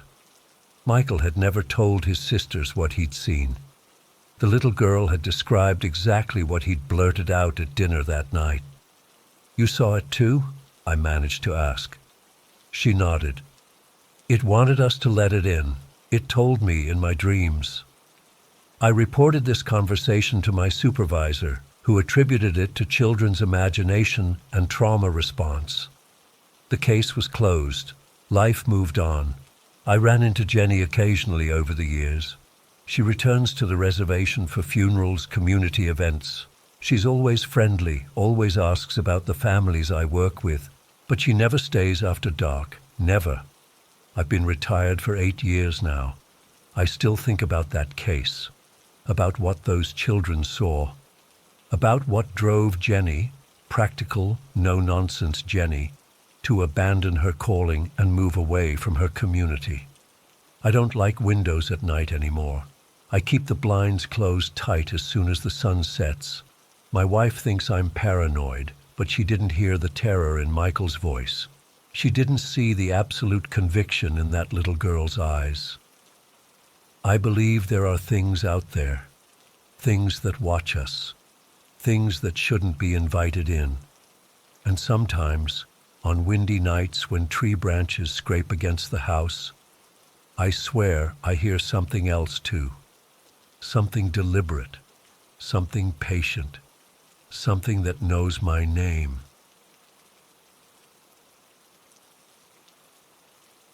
I never planned on sharing this. For 35 years, I've kept my promise to my grandfather, but he passed last winter, and I can't keep carrying this alone. I need to tell someone what happened that summer in '87 when I was 15, even if no one believes me. Back then, I was what my dad called a problem child.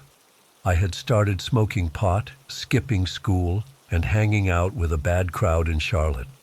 After I got caught shoplifting for the 3rd time, my dad decided I needed intervention. His solution? Ship me off to my grandfather's farm on the Cherokee Reservation for a month that summer. "You need to learn about your heritage, Johnny," he said. "Walk the red road for a while." I thought it was bullshit. I barely knew my grandfather. He was this distant figure who rarely visited. The Cherokee part of my heritage didn't mean much to me then. It was just something that made me different at school, and not in a good way. I packed reluctantly, hiding my Nintendo at the bottom of my duffel bag. If I was going to be stuck in the middle of nowhere, at least I'd have Super Mario Brothers to keep me sane. The drive to the reservation took forever. We crossed into the mountains, the roads getting narrower and more winding until we turned onto a dirt path that led to my grandfather's farmhouse. It was bigger than I expected, a 2-story white farmhouse with a wraparound porch and a massive barn out back. The property was surrounded by dense forest on 3 sides with fields stretching out behind the house. What shocked me most was finding out I had family I never knew existed. 12 cousins were there waiting for me, plus my uncle Standing Bear, who I'd never met.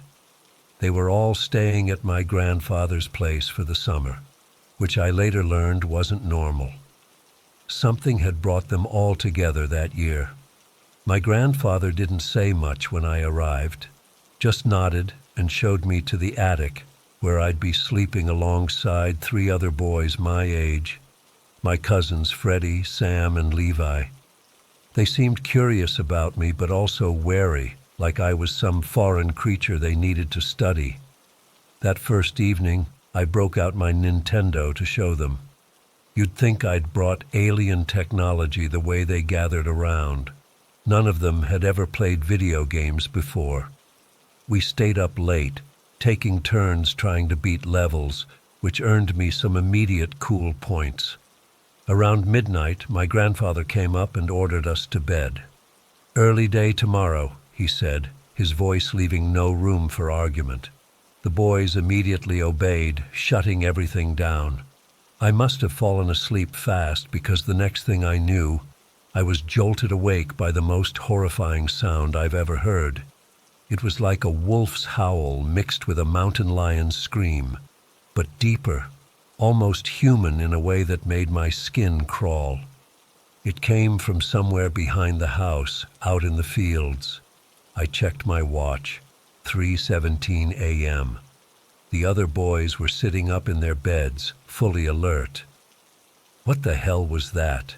I whispered. Freddie put his finger to his lips, then pointed to the window. I crept over and looked out. The moon was bright enough to see the back field and the tree line beyond it. My grandfather was hurrying across the yard with what looked like a rifle in his hands. My uncle Standing Bear followed close behind, carrying something I couldn't make out. "Is that normal around here?" I asked. "Go back to bed," Sam said. "It's nothing." But the look on his face told me it definitely wasn't nothing. I went back to my sleeping bag but couldn't fall asleep. The house was alive with quiet movement, footsteps on the stairs, voices too low to make out. Eventually, curiosity got the better of me. I slipped out of the attic and made my way downstairs. The cousins I'd been sleeping with didn't try to stop me, but they didn't follow either. As I reached the kitchen, I heard the back door open. My grandfather entered, covered in dirt. He didn't see me hiding in the hallway shadow as he went to the sink and washed his hands. The water ran red for a moment before clearing. I crept back upstairs and finally fell into an uneasy sleep. At dawn, we were all woken up and sent to do chores. I followed my cousins outside and saw something I hadn't noticed in the dark. My grandfather had been digging a large pit near the back fence. Inside it was the carcass of a cow, torn open from throat to belly. The smell made me gag. "What happened to it?" I asked Freddie as we filled water troughs. "Something got over the fence," he said simply, not meeting my eyes. "Like a bear?" He gave me a look that made me feel stupid. There's worse things than bears in these mountains. Later that morning, I was working in the barn with Roxy, one of my girl cousins. She was about my age, maybe a year older, and seemed more willing to talk than the others.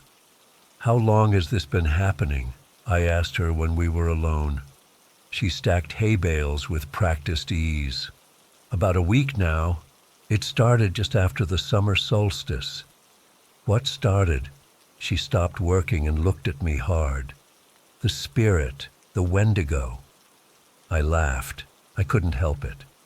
"Seriously? You believe in that stuff?" Her face hardened. "This isn't a joke, Johnny. It's killed 3 of Grandfather's cows already. Last night it came closer to the house than ever before. So it's some kind of animal, maybe a wolf or—" "It's not an animal," she cut me off. "Animals don't stalk like this. They don't play with you." Before I could ask more, my uncle called us out for lunch. Everyone ate quickly, barely speaking. There was tension in the air, like before a storm. After lunch, all the cousins gathered at a fire pit behind the barn. They formed a circle, and the oldest cousin, Thomas, produced a pouch of tobacco.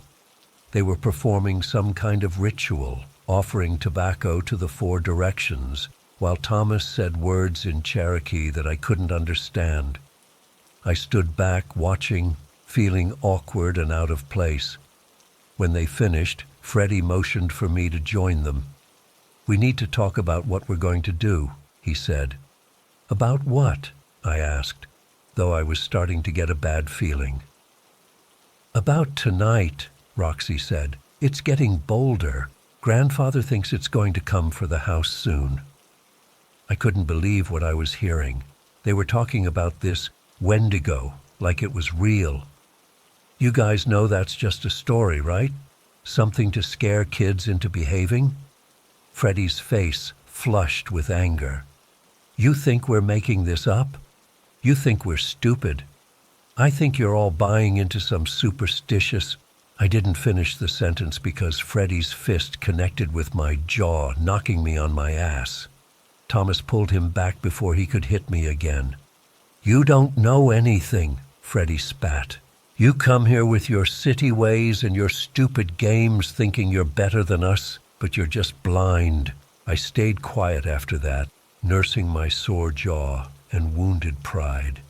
Deep down I was scared, but not of some mythical monster. I was scared of how serious they all were, how much they believed this was real. Dinner that night was tense. My grandfather barely spoke, just kept looking at the window as the sun set. Uncle Standing Bear cleaned guns at the kitchen table, rifles and shotguns laid out in a row. As darkness fell, my grandfather finally addressed us all. Tonight, we end this, he said. The council is sending help, but they won't be here until morning. We need to keep it away from the house until then. I wanted to ask questions, to point out how crazy this all sounded, but after Freddie's punch, I kept my mouth shut. Around 10 p.m. we heard it, that same howling roar from the night before, but closer, much closer. The sound froze me in place, my blood turning to ice. It wasn't just loud, it was wrong somehow, like something was imitating natural sounds but couldn't quite get it right. My grandfather moved quickly. He handed out weapons to everyone, even the younger kids. I was given a shotgun, which I had no idea how to use. Safety's here, my grandfather said, pointing to a switch. Don't take it off unless you're ready to shoot, and for God's sake, don't shoot any of us. I nodded, my mouth too dry to speak. We stick together, he continued. No one leaves the path. No one goes off alone. It wants to separate us. My uncle handed out flashlights, and we all filed out the back door. 15 people, my grandfather, my uncle, and 13 terrified kids armed with guns we barely knew how to use. The night was clear and moonlit, making the fields visible, but casting the forest in deep shadow. My grandfather led us along a path that ran between the fields toward the tree line. There, my uncle suddenly said, pointing. About 100 yards ahead, near where the field met the forest, was a set of tracks crossing our path. Even from a distance, I could tell they weren't normal. My grandfather knelt to examine them, and when I got closer, I understood why everyone was so tense. The tracks were huge, nearly twice the size of a human foot, but they only had 3 toes. Long, curved impressions suggested claws that dug deep into the soil. It's circling back, my grandfather said. It's between us and the house now. That's when I felt it. The sensation of being watched. The hairs on my neck stood up, and a chill ran down my spine that had nothing to do with the night air. Slowly, I turned toward the forest edge. 2 eyes reflected the moonlight from between the trees. Not like animal eyes, they were too big, too high up, and they didn't blink. As I stared, they moved, shifting position about 9 feet off the ground. Grandfather, I stammered, raising my shaking arm to point. Everyone turned. The moment they did, the eyes vanished. Back to back, my grandfather shouted. Form a circle. We clustered together, pointing our weapons outward. I could hear my cousins' rapid breathing, feel them trembling against me. For what seemed like forever, nothing happened. Then Roxy screamed. At the edge of our flashlight beams, something moved. I caught only glimpses, a tall, thin shape darting between trees. It moved all wrong, like its joints bent in impossible directions. There! Someone shouted, and gunfire erupted. I was too terrified to shoot. I just stood there, clutching my shotgun as chaos broke out around me. My grandfather and uncle were shouting orders, trying to maintain control, but the cousins were firing wildly into the darkness. A horrible shriek cut through the night, not the howl from before, but a sound of pain. We'd hit it. "Back to the house," my grandfather ordered. "Now, stay together." We ran, stumbling over the uneven ground, our flashlight beams bouncing crazily. I kept looking back, expecting to see it chasing us, but there was nothing but darkness. We were halfway to the house when Levi, the youngest cousin, tripped and fell. As I helped him up, I saw it, a shape moving through the tall grass of the field, paralleling our path. It was crawling on all fours, but its limbs were too long, its movements too fluid. "It's there!" I shouted, finally raising my gun. Everyone turned and fired toward where I was pointing. The shape disappeared into the grass. We made it back to the house and barricaded the doors. My uncle positioned us at the windows, 2 people at each one watching different directions. I was paired with Roxy, watching the back field. We sat in silence, both too scared to speak, just scanning the darkness with our flashlights. Hours passed. Nothing happened. Some of the younger kids fell asleep at their posts, but the adults kept vigil. Just before dawn, when the sky was beginning to lighten, Roxy grabbed my arm. "Look," she whispered. At the edge of the forest, something was moving. In the gray pre-dawn light, I could make out a figure.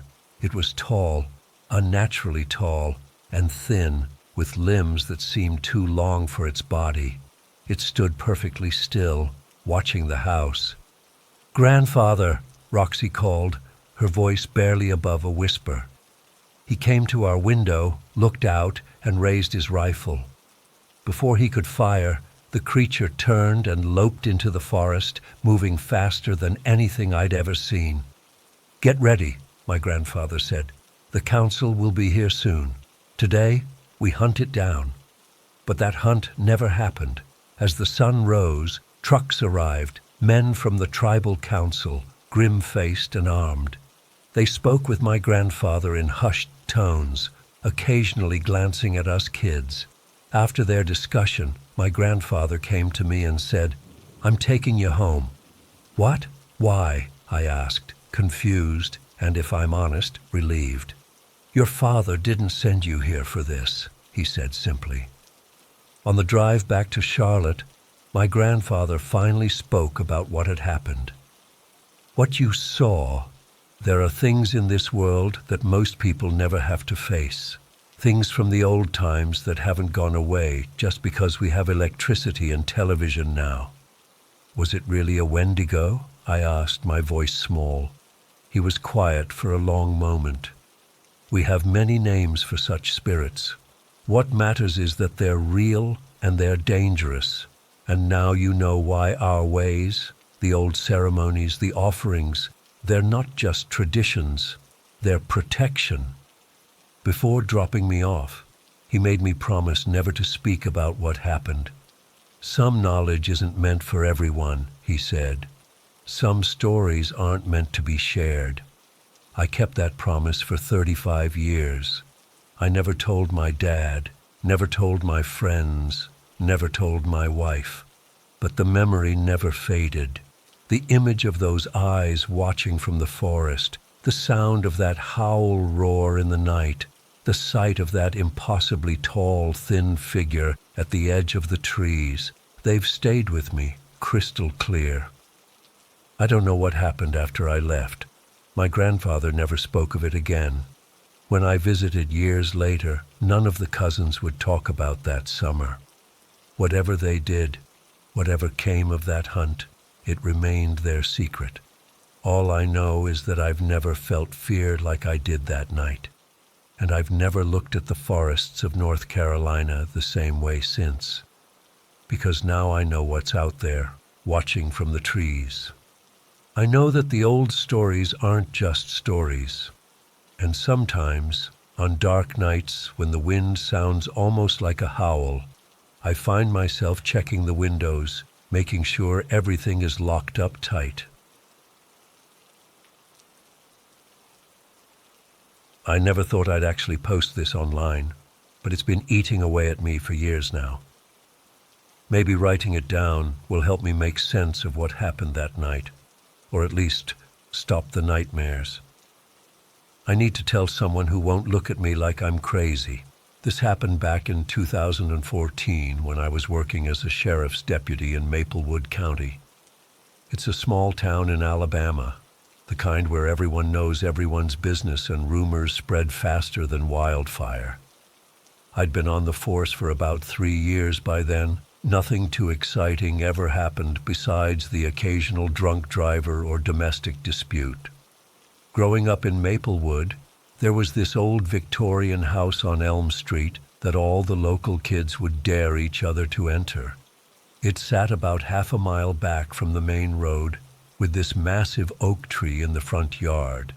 The branches hung so low they almost touched the ground, and one thick branch stretched right over the pathway to the front door. According to local legend, some woman hanged herself from that branch back in the early 1900s after her husband left her for another woman. When I was in high school, me and my buddies broke in a couple of times. We'd drink beers, tell ghost stories, and try to scare each other. Standard teenage stuff.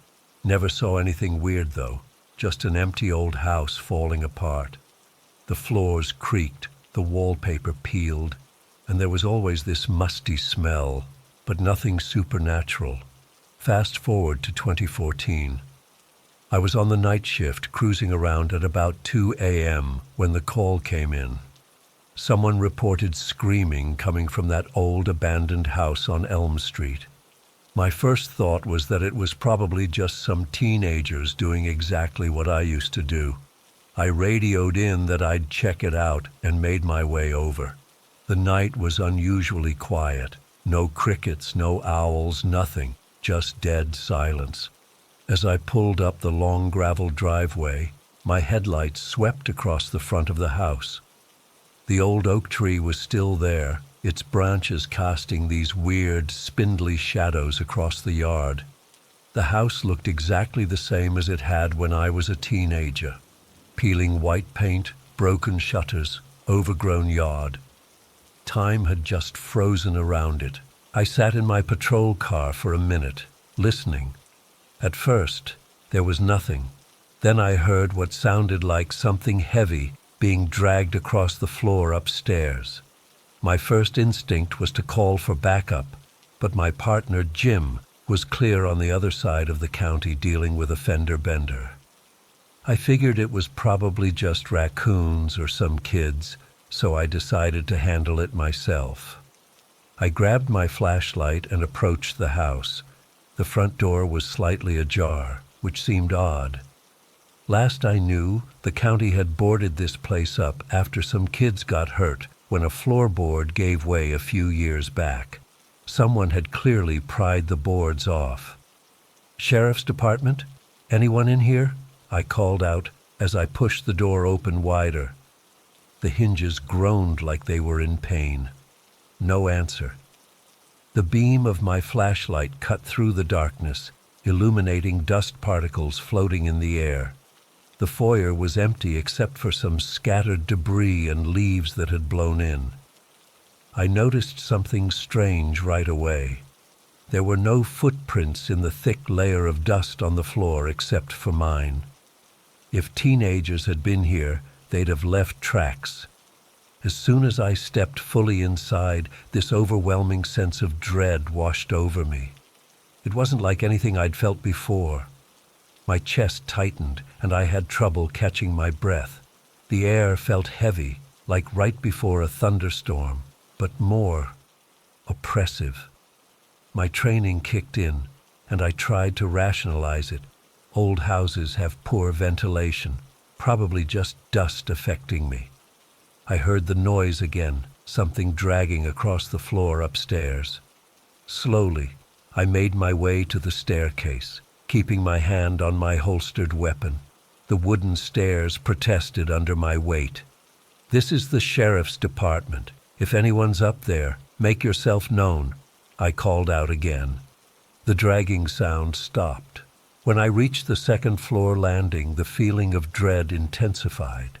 It was like walking through molasses, each step requiring more effort than it should. My flashlight beam shook slightly, and I realized my hand was trembling. I've faced down drunk guys with shotguns and never felt fear like this. There were 4 doors off the upstairs hallway.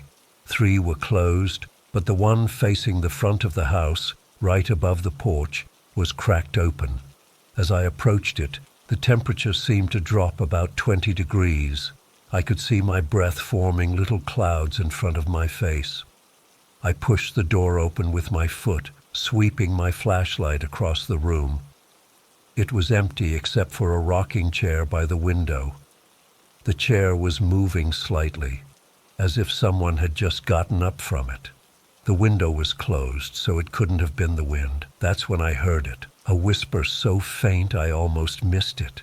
"Help me!" I spun around, my heart pounding against my ribs. "Who's there?" Silence. I searched the entire second floor, opening closets, checking under beds, looking behind doors. Nothing. Not a single sign that anyone had been there. No beer cans, no cigarette butts, no candy wrappers.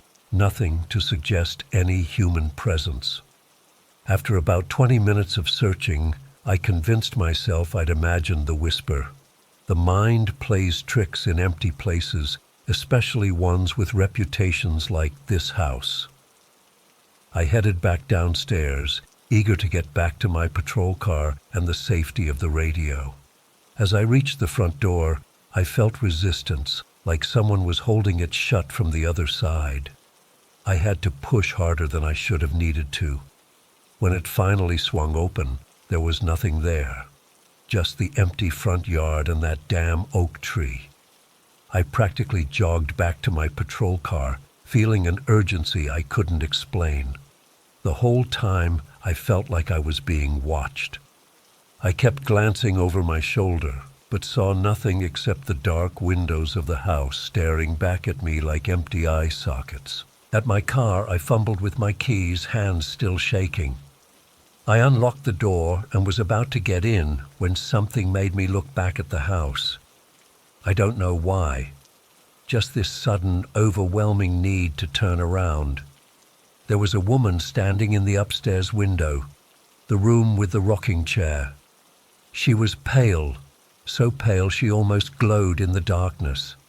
Her face was gaunt, with deep-set eyes that seemed to bore into mine even from that distance.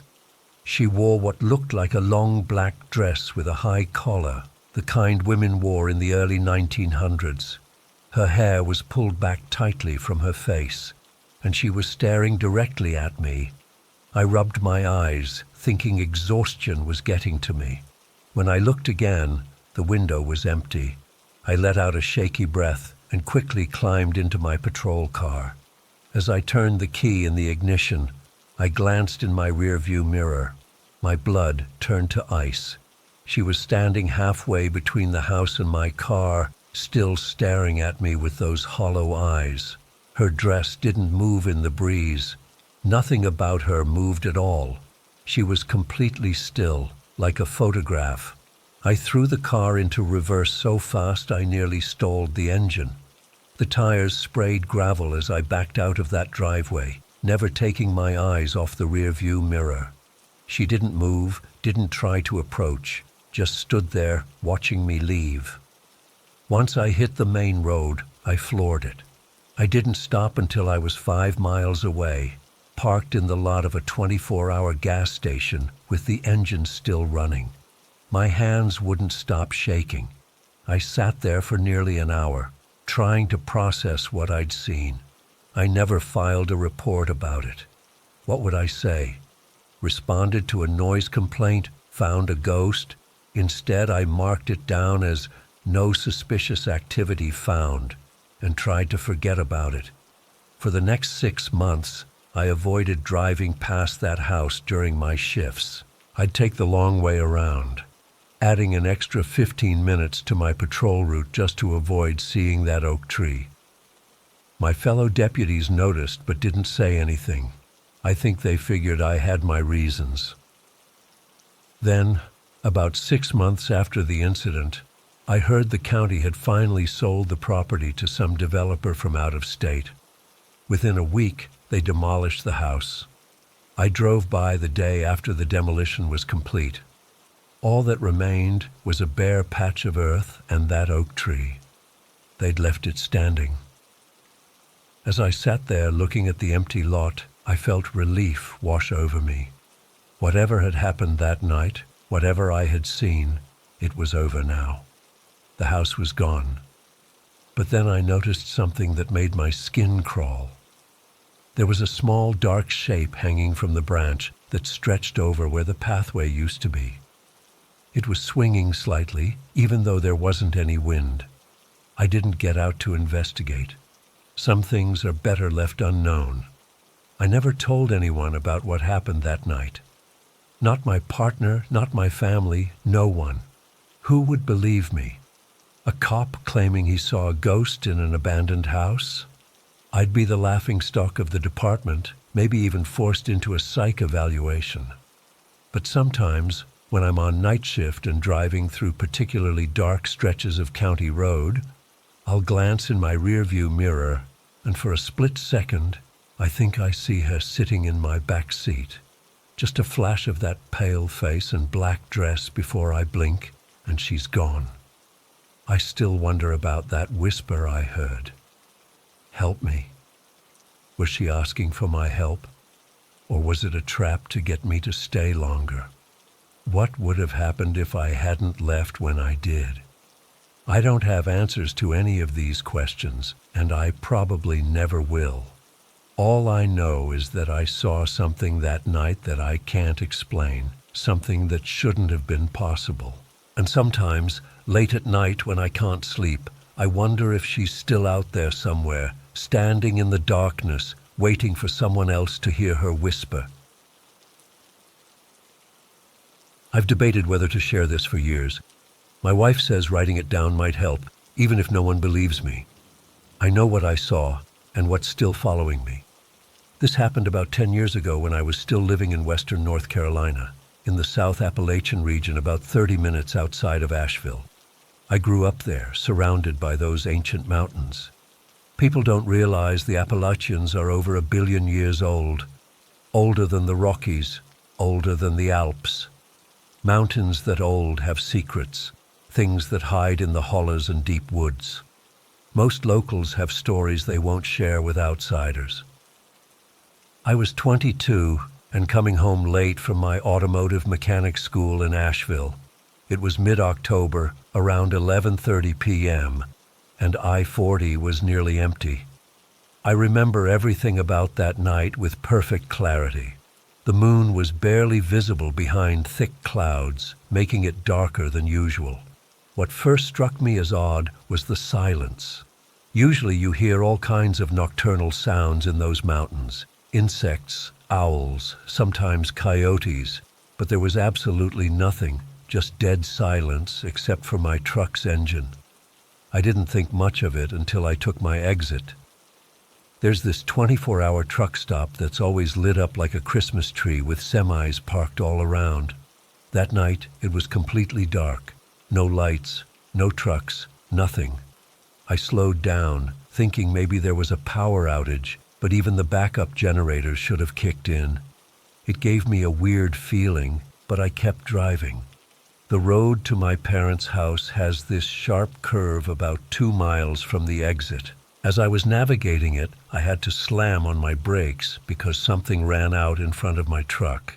At first glance, it looked like a large dog, maybe a Great Dane or something, but something was off about it. It moved wrong, like it was sick or injured.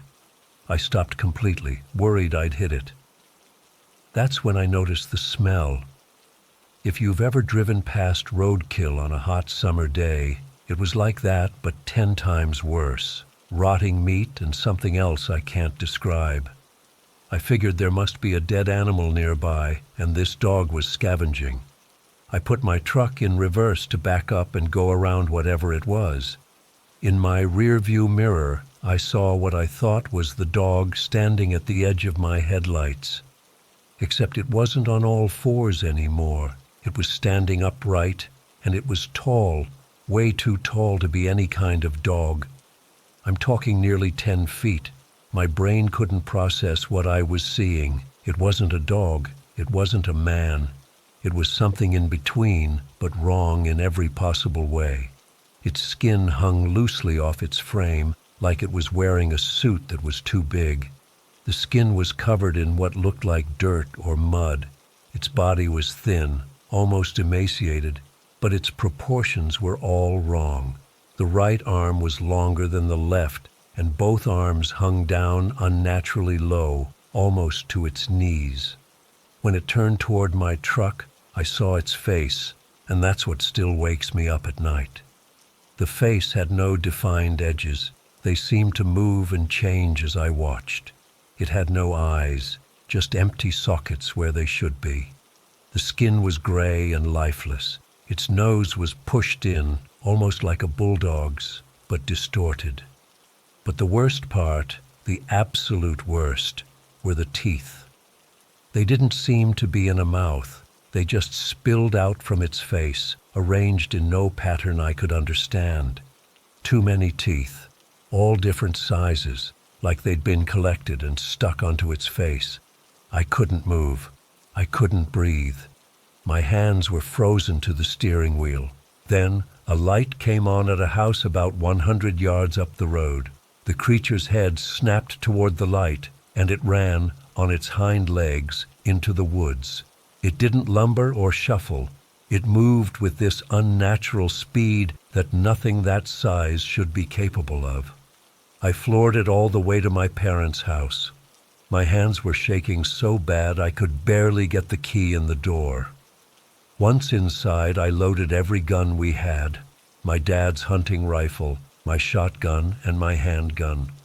I locked every door and window, pulled all the blinds, and sat on the couch facing the front door with the shotgun across my lap.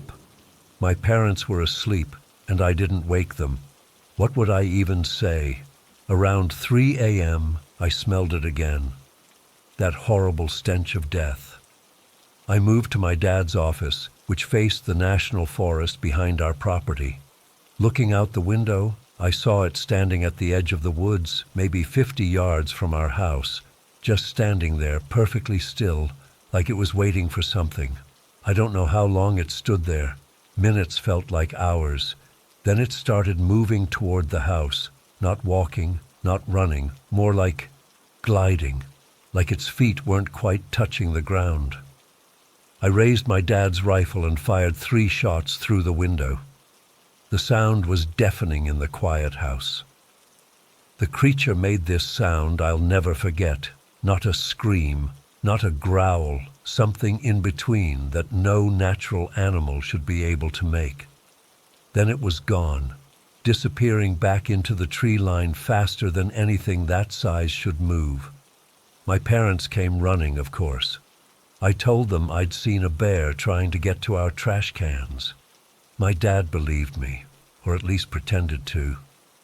He helped me clean up the broken glass, and we both sat up for the rest of the night with our guns, but the creature didn't come back. For years, I convinced myself it was over. Maybe I'd scared it off, or maybe it had just been passing through. I stayed in North Carolina for another 4 years, finished school, met my wife, and eventually we decided to move to Delaware for a job opportunity. I never told her about what happened. What would be the point? We were 650 miles away from Appalachia, and I figured whatever that thing was, it was tied to those ancient mountains. I was wrong. 6 years after that first encounter, we were settled in our new home in Delaware. We had a nice house with a big yard that backed up to a small forest. Nothing like the dense wilderness of Appalachia, just a standard East Coast woodland. One evening in early September, I was in the backyard playing with our dogs. We have an American bulldog named Diesel and a beagle mix named Sadie. It was getting dark, around 7:30 p.m. The dogs were running around like usual when Diesel suddenly stopped. His entire body went rigid, and he started making this low, deep growl I'd never heard from him before. Sadie instantly ran back to the house and started scratching at the door to get in. Then I smelled it, that same unmistakable stench of rotting flesh that I hadn't smelled in 6 years. My blood turned to ice. The bushes at the edge of the forest shook like something had just run through them. I grabbed both dogs and ran inside, locking the door behind me. My wife asked what was wrong, and I made up some excuse about seeing a coyote.